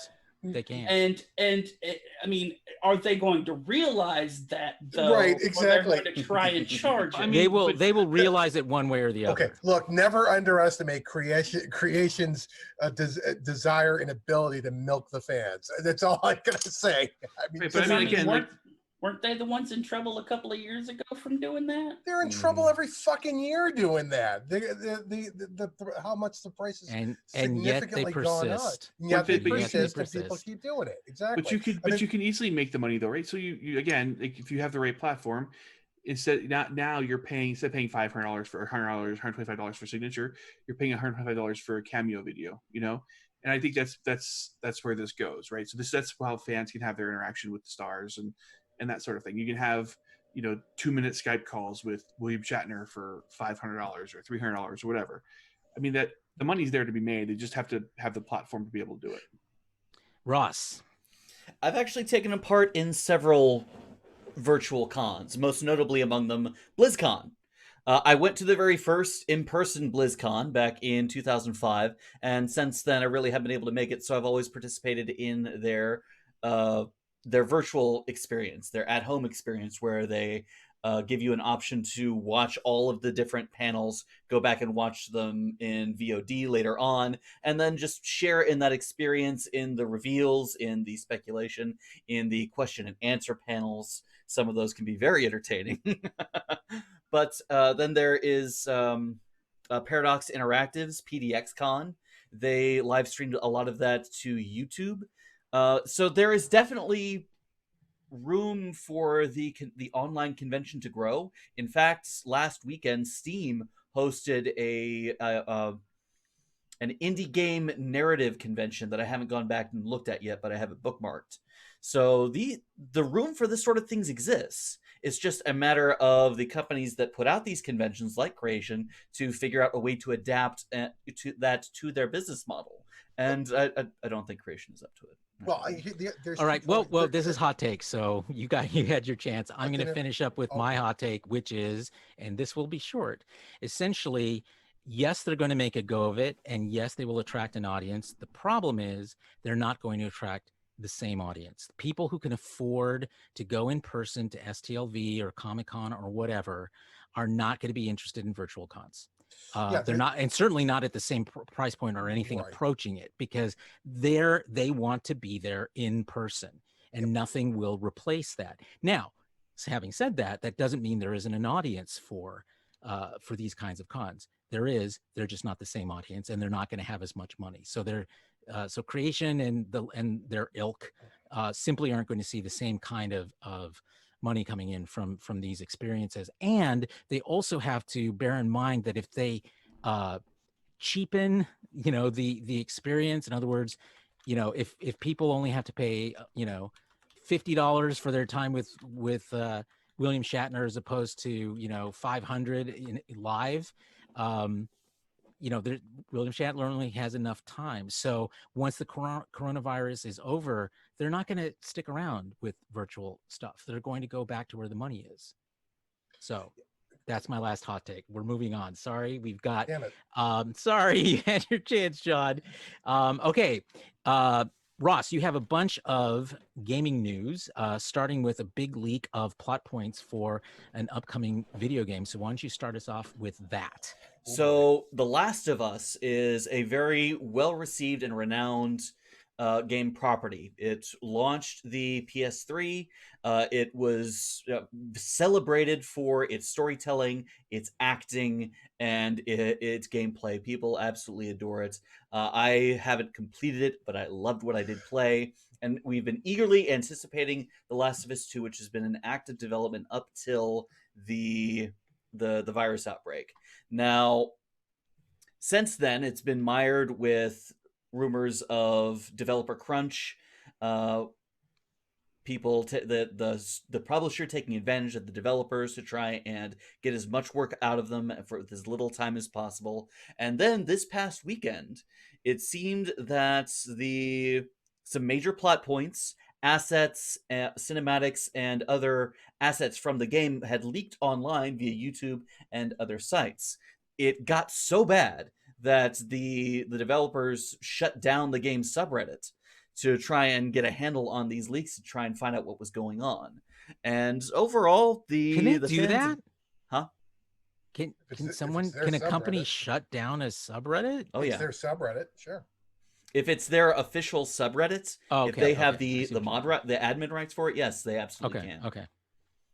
And they've been doing their best to try and to quash it on YouTube and wherever else it pops up. And for the longest time, it seemed that this leak came from within Naughty Dog, the developer itself. And as a consequence of what do you think? I mean, what do you think? Is it developer, frustration over being overworked, or what do you think is going on there? I would honestly say it would be mental breakdown at this point. It is certainly a possibility. Naughty Dog. At this point, the latest reveal is that it wasn't one person. Sony Interactive released a statement earlier today saying that it was persons related to the release of this information. So they're thinking, the thinking now is that it was actually possibly a coordinated group of developers who were fed up over all of this stuff and were just so broken over the crunch. They said, fuck it, here. This is what's in the game. Especially after last month when Sony, the publisher, said that the game would be delayed indefinitely, that it probably wouldn't come out anytime soon. But with some of the latest revelations that I'm seeing off of Polygon is that Sony is coming out and saying that they have identified the source of the leak and that it is someone unaffiliated with Naughty Dog. Yep. Does that mean it's a former developer, someone who got let go after the crunch ended and they were laid off? We don't know yet, but there are a lot of possibilities, and we don't know. Did they give a hint about what action they're going to take? They've made no official statements yet. Here's the official statement from go ahead. With the coming of the leak, they've decided to actually release the game in June. It's way better to do that for them. Yeah. This is kind of like when the what's the name of that movie? The Interview? Yes, that's the one with Seth Rogen and Kim Jong. That's Yeah. same. That's exact same tactic they took with that film, and they said, "Fuck it, just put it on Netflix." And so here's Sony Entertainment's statement on this. SIE has identified the primary individuals responsible for the unauthorized release of The Last of Us 2 assets. They are not affiliated with Naughty Dog or SIE. We are unable to comment further because the information is subject to an ongoing investigation. We look forward to when The Last of Us Part 2 will be in your hands and can't wait for you to enjoy the full experience on June 19th. I haven't personally seen the leak, so I haven't seen what's in there yet. Oh, I did. And I hate everything I've read about it. And that's exactly what most of the fan That's- base are saying. But Oh see, my- that also it's part of that problem is that it also ties into the pre-marketing for The Last of Us 2, because one of the marketing trailers, whatever the hell you want to call it, for The Last of Us 2 was this massive just focus on Ellie being a lesbian. And it's like, why is this something that is devoted an entire trailer to? Because it feels like you're taking this character that's beloved and literally just making her a lesbian for the sake of making her a lesbian, not a story. They seeded that in the Ellie DLC for the first game. I mean, that's it's not something that they just pulled out of their ass for the second one. Sure, but making it a focus changes the perspective somewhat. I don't know if anybody will agree In to other that. words, that's not the point of the game, is what you're getting at here. Right. Mm-hmm. Right. So and just to touch upon this, we're not talking about a little bit of content here. There's 90 minutes of gameplay out there. Holy shit. Yeah. I mean, that's major. I mean, somebody really is pissed off. So I thought, as I listened to that official statement, and having been in the business of writing official statements for people, companies, politicians, when you parse those kinds of things, words like primary, what was it? Primary, the people primarily responsible. It was something like that. That means there were more people involved. What they did was exactly, and so that means that primary individuals. So that plural. means the people who may have actually done the physical act of releasing it, it does not mean that they were the sources really of the leak. And that's a very interesting parse, that they did not identify them that way, and that they did identify in the way that they did. So I think we're still talking about an inside job here. It's just that it's not in Sony's interest to admit that there was an inside job. It's easier for them to try to make it seem like somehow people from the outside. Well, they're not blaming North Korean hackers this time. But so this feeds into Ross's point. If you are one of those crunch workers who's hired solely to do crunch, sure, you're kind of a person who's hired under the table in any other business. You're technically, quote unquote, not affiliated with the business itself. You're hired to do the job, and then once the job is done, you're shoved out. Well, if you're squeezed like a lemon and then told you're not getting paid because a bunch of those, that's another one of those rumors, is that a bunch of these people were supposed to be getting an advance payment or some kind of COVID compensation when the game released. But then the statement comes out that the game is not going to be released till 2021. And these are people who literally have no money right now because they did their job, they got paid for the job, and now they're not going to see any further reimbursement until 2021. Yeah, I would see a lot of people being pissed about that. Yeah, this sounds, I think that makes a lot of sense, because if they can put the game take it off the 2020 books and put it in the 2021, that means there's a whole bunch of fucking people they don't have to pay. I think that's a very good point, son. I hadn't even thought about that. And a third-party contractor that was hired by Naughty Dog to do whatever that has access to those assets is thinking the same thing. Well, fuck this. Let's force the issue. Very simple. Well, apparently they did. They did. Okay, I know we're running up against a time limit for you, Ross. So let's move to the next gaming topic, and that's the news that EA is ending support, scheduled to end support for Battlefield 5 and for Star Wars Battlefront 2. How big a deal is this, and what is the larger meaning? Well, Ross? in truth, it's not as big a deal as some people might make it. The fact that EA has continued to support these games for as long as they have is a pretty big deal. EA is very well known for its annual releases. Its Battlefronts, its any game that they can release as regularly as they can is exactly what they do. If they can't make a constant return on a new product as quickly as possible, they cancel it. Ask any Command and Conquer fan like me and Son. Yeah. Yeah. So the But fact that there's also the thing that this is actually a much newer trend from EA when it comes to Dice. And Dice is the studio that makes Battlefield and the Battlefront games. The Battlefield 5 has only been out for a year and a half. Right. And EA is still technically supporting Battlefield 4 right now. To this very day, they will actively update it. In maintenance mode. They aren't providing any new content for it, but they are maintaining the servers officially so that the game will continue to run in a functional manner. Right. And that is the situation that Battlefield 5 and Battlefront 2 are finding themselves in. The last new content is being released for these games, and after that it's going into maintenance mode. It's already been released. Yes. The last new content has already been released, and they've already officially gone into maintenance mode. Right. Similar for games like Titanfall and Titanfall 2. These games are still being supported. Their servers are still being provided for people who want to play them, but they aren't developing anything new for them. And that means that they are in the middle of development for brand new games in that series. But we're still talking about like my Battlefield 4.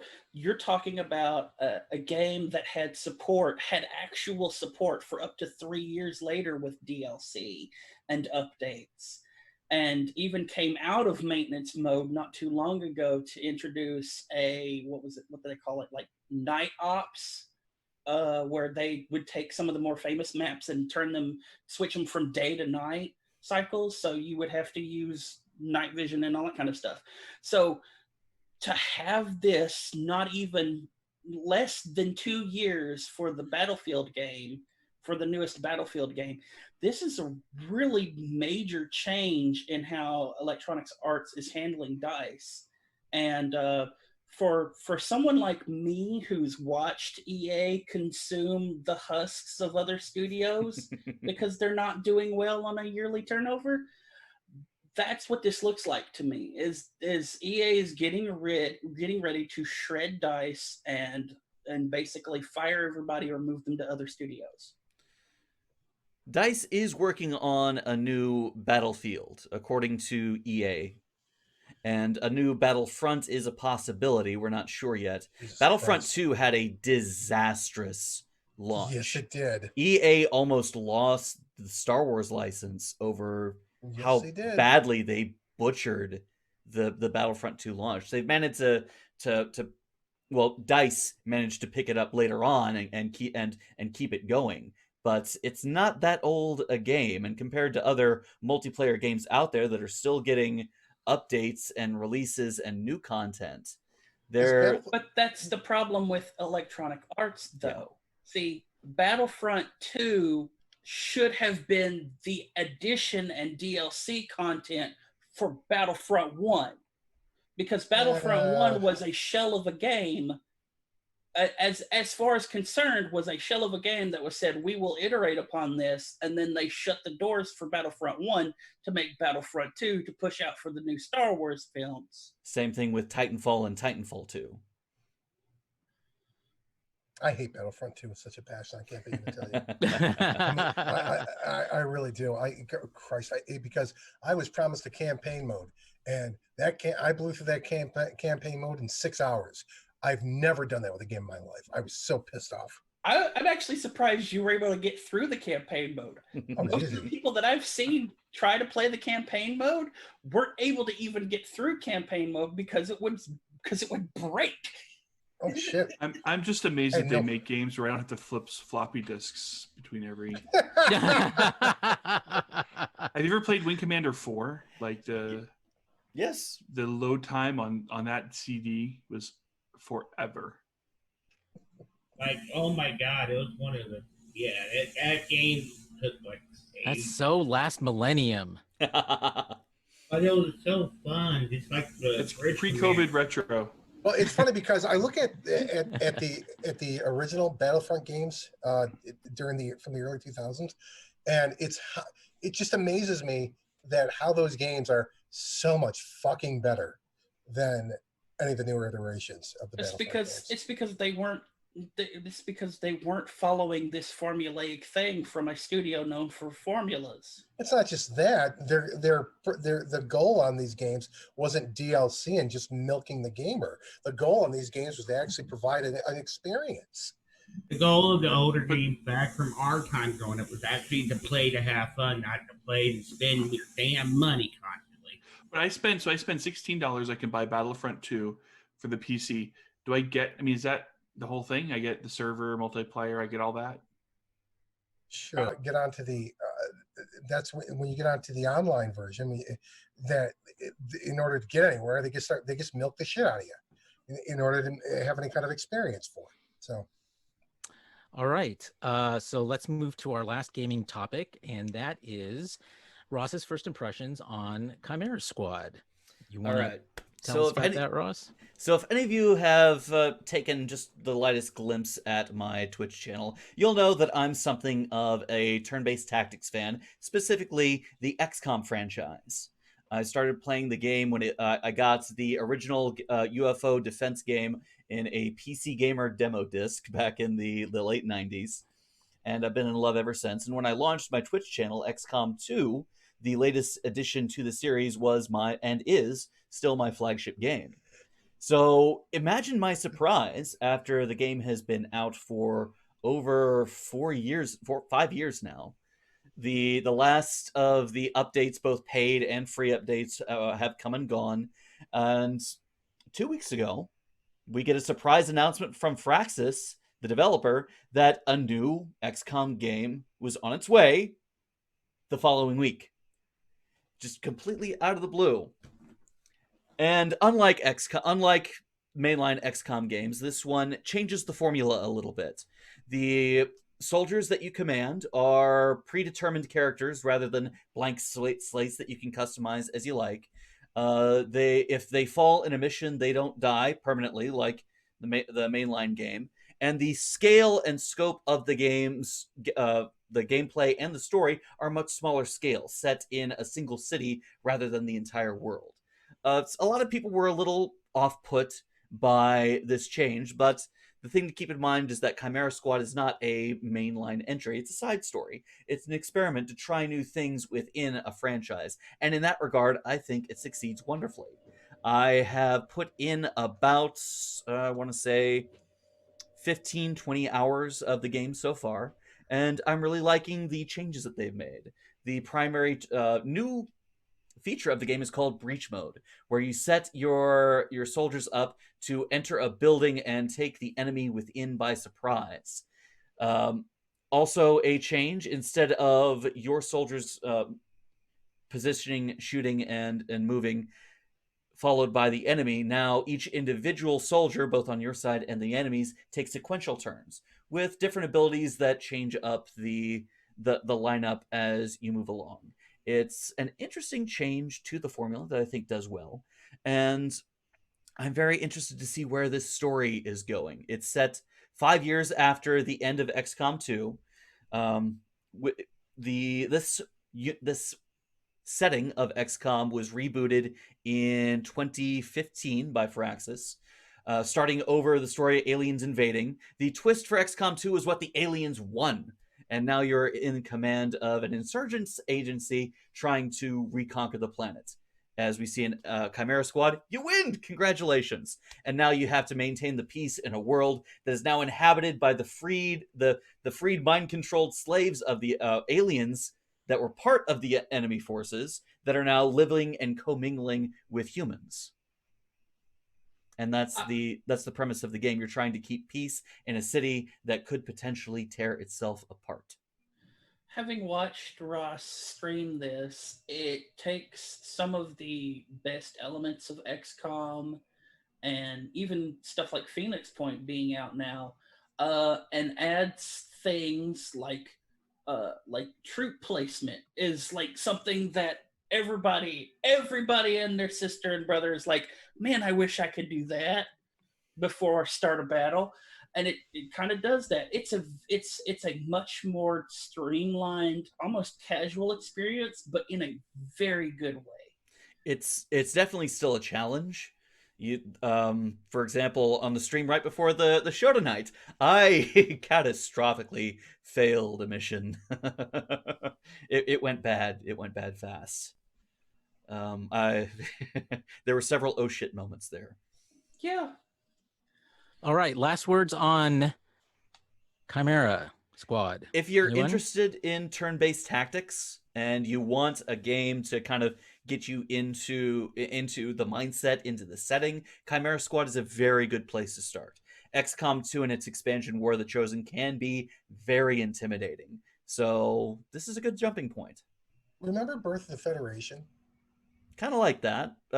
Wasn't Birth of the Federation real time? Yeah, a long time ago. Such an old school. Well, it was all turn based. That's why I asked. I like Birth of the Federation. That's all I have to add to this. Okay. If you like snakes with boobs, Chimera Squad. There you go. There you go. Snakes, boobs. What more could you ask Well, for? sign me the fuck up. Okay, so let's move on to our last topic of the evening, and that is, what are we watching? So, Ross, let's start with you. All right, so let me start with some of the stuff that I actually watched. Where we go. Let's see. Rooster Teeth started a new show called The Last Laugh, where they took 4 members from their 3 different studios, Rooster Teeth, Achievement Hunter, and Funhouse, put them into about a 500-foot square room and gave them a challenge. Don't smile, don't laugh. The last one standing wins a trophy and $1,000. You have 3 chances. Go. And the first hour of this was just so crazy. These people whose job it is to try and make people laugh and to engage with people on an emotional level, trying to deadpan their way through conversations meant to get a reaction out of others has been pretty interesting. So I'm interested to see where this show goes. Someone monetized a YouTube theme. I don't even know. That is Rooster Teeth. That's exactly what Rooster Teeth is. Impressive. I'm impressed by that. They were able to make an actual show out of this, out of the Don't Laugh challenge. Yeah. And and now in the messed up one, my son discovered Blippi this past week. Oh, I'm sorry. If you're unsure of who that is the modern version of Pee Wee Herman. Yeah. Who runs around. He's a 30-year-old adult man who runs around acting like a child through playgrounds and children's museums, showing off construction equipment, big vehicles, helicopters, that sort of thing. It's charming in its own way, but it gets odd to hear on repeat. But here's what really colors my impression of this individual. If you're unfamiliar of who Blippi is, his real name is Steve John, and once upon a time in the early days of pre-Google YouTube, he was also known as Steve McNasty. Oh boy. And his primary claim to fame, came during the trend that was known as the Harlem Shake. If you don't know about the Harlem Shake, you're probably too young to be here. But just in case, it was one of the early memes with a song overlaid where the first 30 seconds was still as the beats built and built and built. When it dropped, suddenly the scene changed to one of insane action. Wasn't there a lot of twerking with that? There was some twerking, yes. But what Steve McNasty did for the Harlem Shake, it took place in a bathroom. Things were still, the beat grew, and when the beat dropped, Steve was standing on top of the toilet, violently diarrhea projectiling into his friend's face. Okay. This My is the man God. that is now entertaining our children. And if you want a link to I the mean, story where I found this The out, tie to Pee Wee Herman is uncanny because he was the guy who was caught. Only in reverse. yeah. Oh, he and his PR team. He's very wealthy at this now. He had several live tours going before the. He has a line of toys. Yes, he does. I'm dropping the link to the episode of Internet Today where they talk about it. But Fuck it, I'm out. oh boy. Oh boy, just seeing it for the first This time. has been an eye-opening segment, or Yes. maybe eye-closing because you don't want to get that in your. Yes, I'm not going to Anyway. stop my son from watching because he does get a lot of joy out of it. Watching him dance the bulldozer dance is absolutely adorable. My son, not. I think the I would man. pay you cash money to see you do the bulldozer dance. Don't do it now. Well, you can't really Just see it lost now. but- money. I will take that. Yes. Okay. I'll post it on my Okay. YouTube channel. Just make fun of myself. $100 on. Oh, Okay, boy. let's go to That's our a Twitch next clip. what have you been watching, Justin? Hello. Well, haven't really been watching too much this week. I been just doing a lot of video gaming and just trying to catch up on other stuff. I'm around the apartment and just getting stuff in order. But I'm gonna get back to watching stuff. Hopefully here soon. It's been a busy week for me. Okay, Jason. I've been watching YouTube videos. I just bought a sous vide cooker, so I've been watching lots of how to make steak sous vide, yeah. through sous vide, and so that's kind of what I've been doing. I've been trying to practice my culinary skill, not just bartending skills in Corona land. So I'm not posting the culinary stuff online as much as I am the drink of the day. Prolific All right, bar- fair enough. Skills. Son, how about you? Okay, so like I said earlier, Jerry Anderson, under their Century 21 Films production studio, released a brand new Super Marionation drama called Nebula 75, and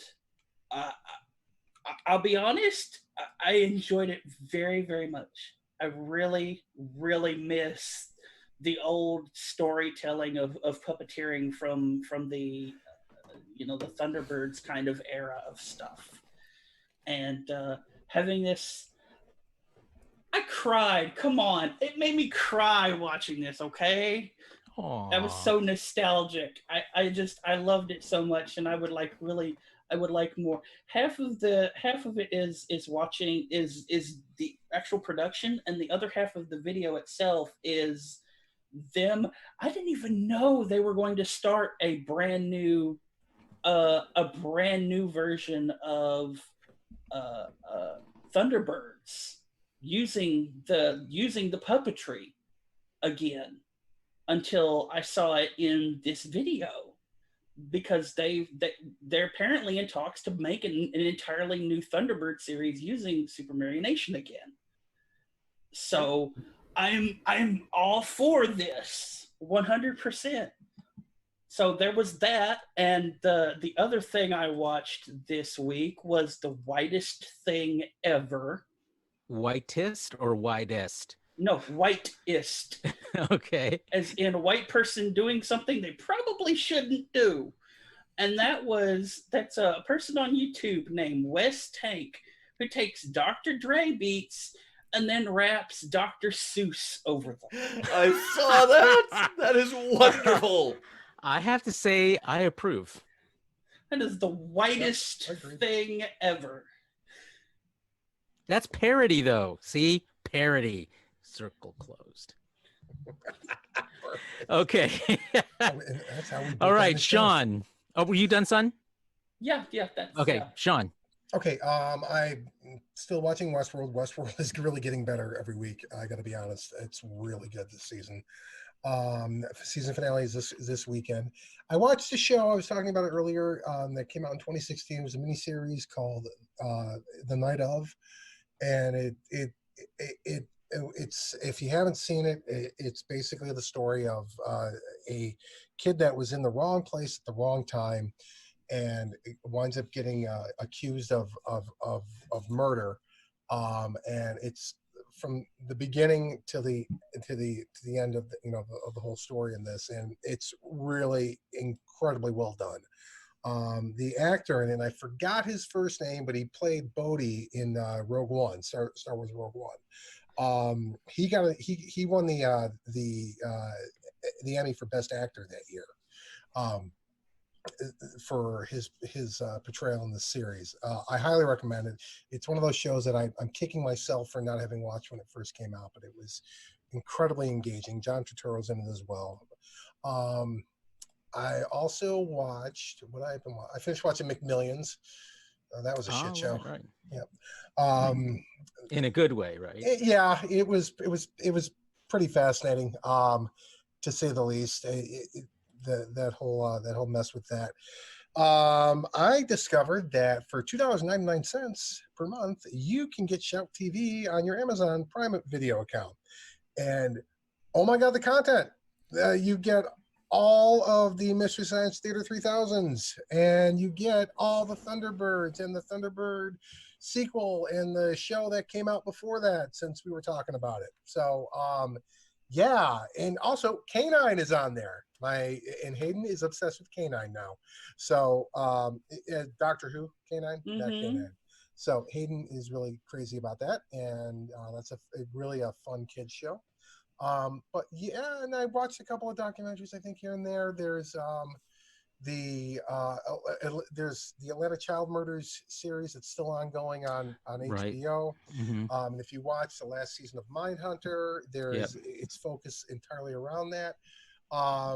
And it's what's incredibly interesting about this, that of course they didn't really have a chance to cover in Mindhunter because it was constraints of dramatic television.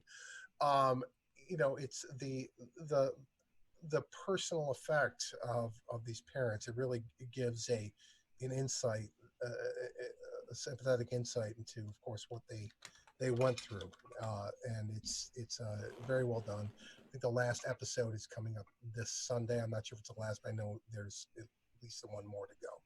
So yeah, I mean, there's been a lot. I mean, there's a lot out there. I'm thinking about going into. I realize I haven't watched season 2 of Altered Carbon yet, and I got to jump into that. So that's next. All right. I think we've covered everyone else, right? Yes. Okay, so I did not get to watch a lot of sci-fi or anything this week. For some reason, as I've entered this phase of the coronavirus quarantine, I've been into like stuff set in current day. So me too.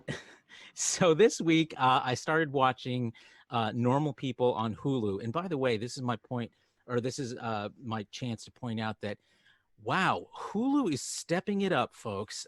Maybe it's because it was acquired by Disney and it's now going to be the channel through which Disney's more adult content is going to be appearing anymore. But Hulu is stepping it up. They were acquired by Disney, and now they have money. They have money, and they're producing stuff. So like the Orville. Well, that's still being produced by Fox, but yeah, Hulu's which is owned by Disney. They're Star films. So so I started watching Normal People, which is an Irish series, or a series about these two Irish people. It's all this sort of, boy meets girl. Girl is from one social class, boys from another social class, and we see them over the course of years from high school into college and so forth. And it's been getting pretty good reviews. I've watched the first episode of that. This is a lot of first episodes this week. I also started watching Mrs. America, the Phyllis Schlafly biopic or series with Kate Blanchett playing Phyllis Schlafly. I really hate Phyllis Schlafly, but I love Kate Blanchett, so that's good enough for me. So I've been watching that. Watched the final series finale of Will and Grace version 2.0, also on Hulu. Although NBC, but I tend to watch that stuff on Hulu.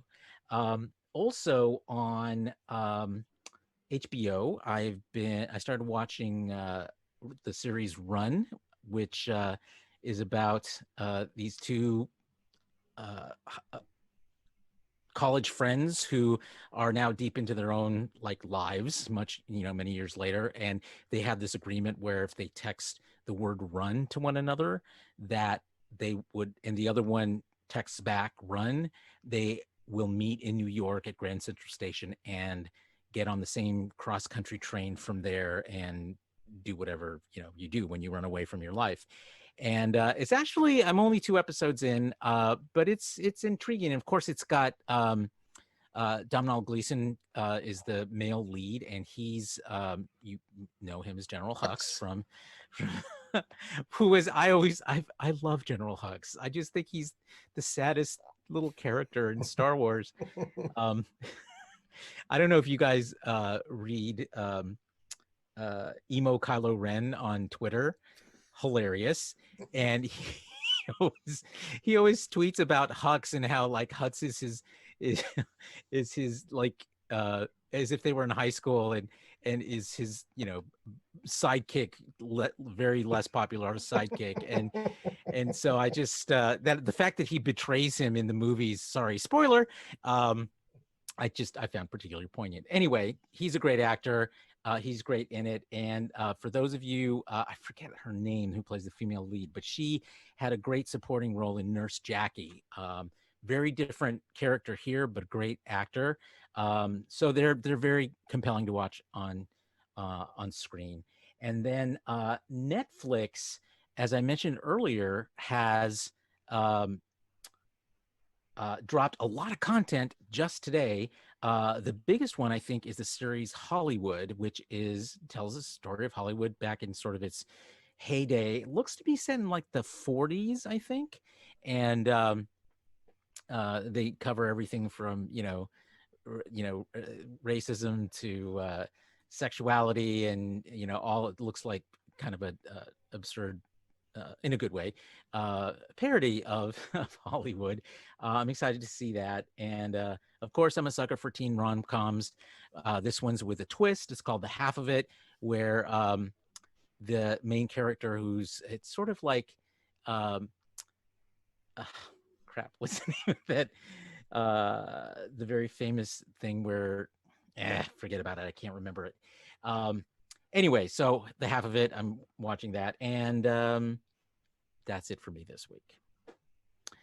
Okay, so that brings us to the end of the show for tonight. Thank you all for contributing.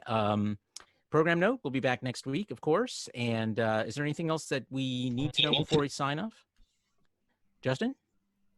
Might be a little bit later, as we're trying to up our quality a tad on the editing. So it might be, what was our release days on? God, Ross looks like a floating head. It might be Sunday for the release date. Okay. So if you're watching this, it means it's Sunday. Or it could be Wednesday. Sunday. It was this week. You'll pay for the whole seat, but you only need the edge. And there you are. Yep. I blame Thanks for Carlos joining for us, that. everyone. We'll see you next week.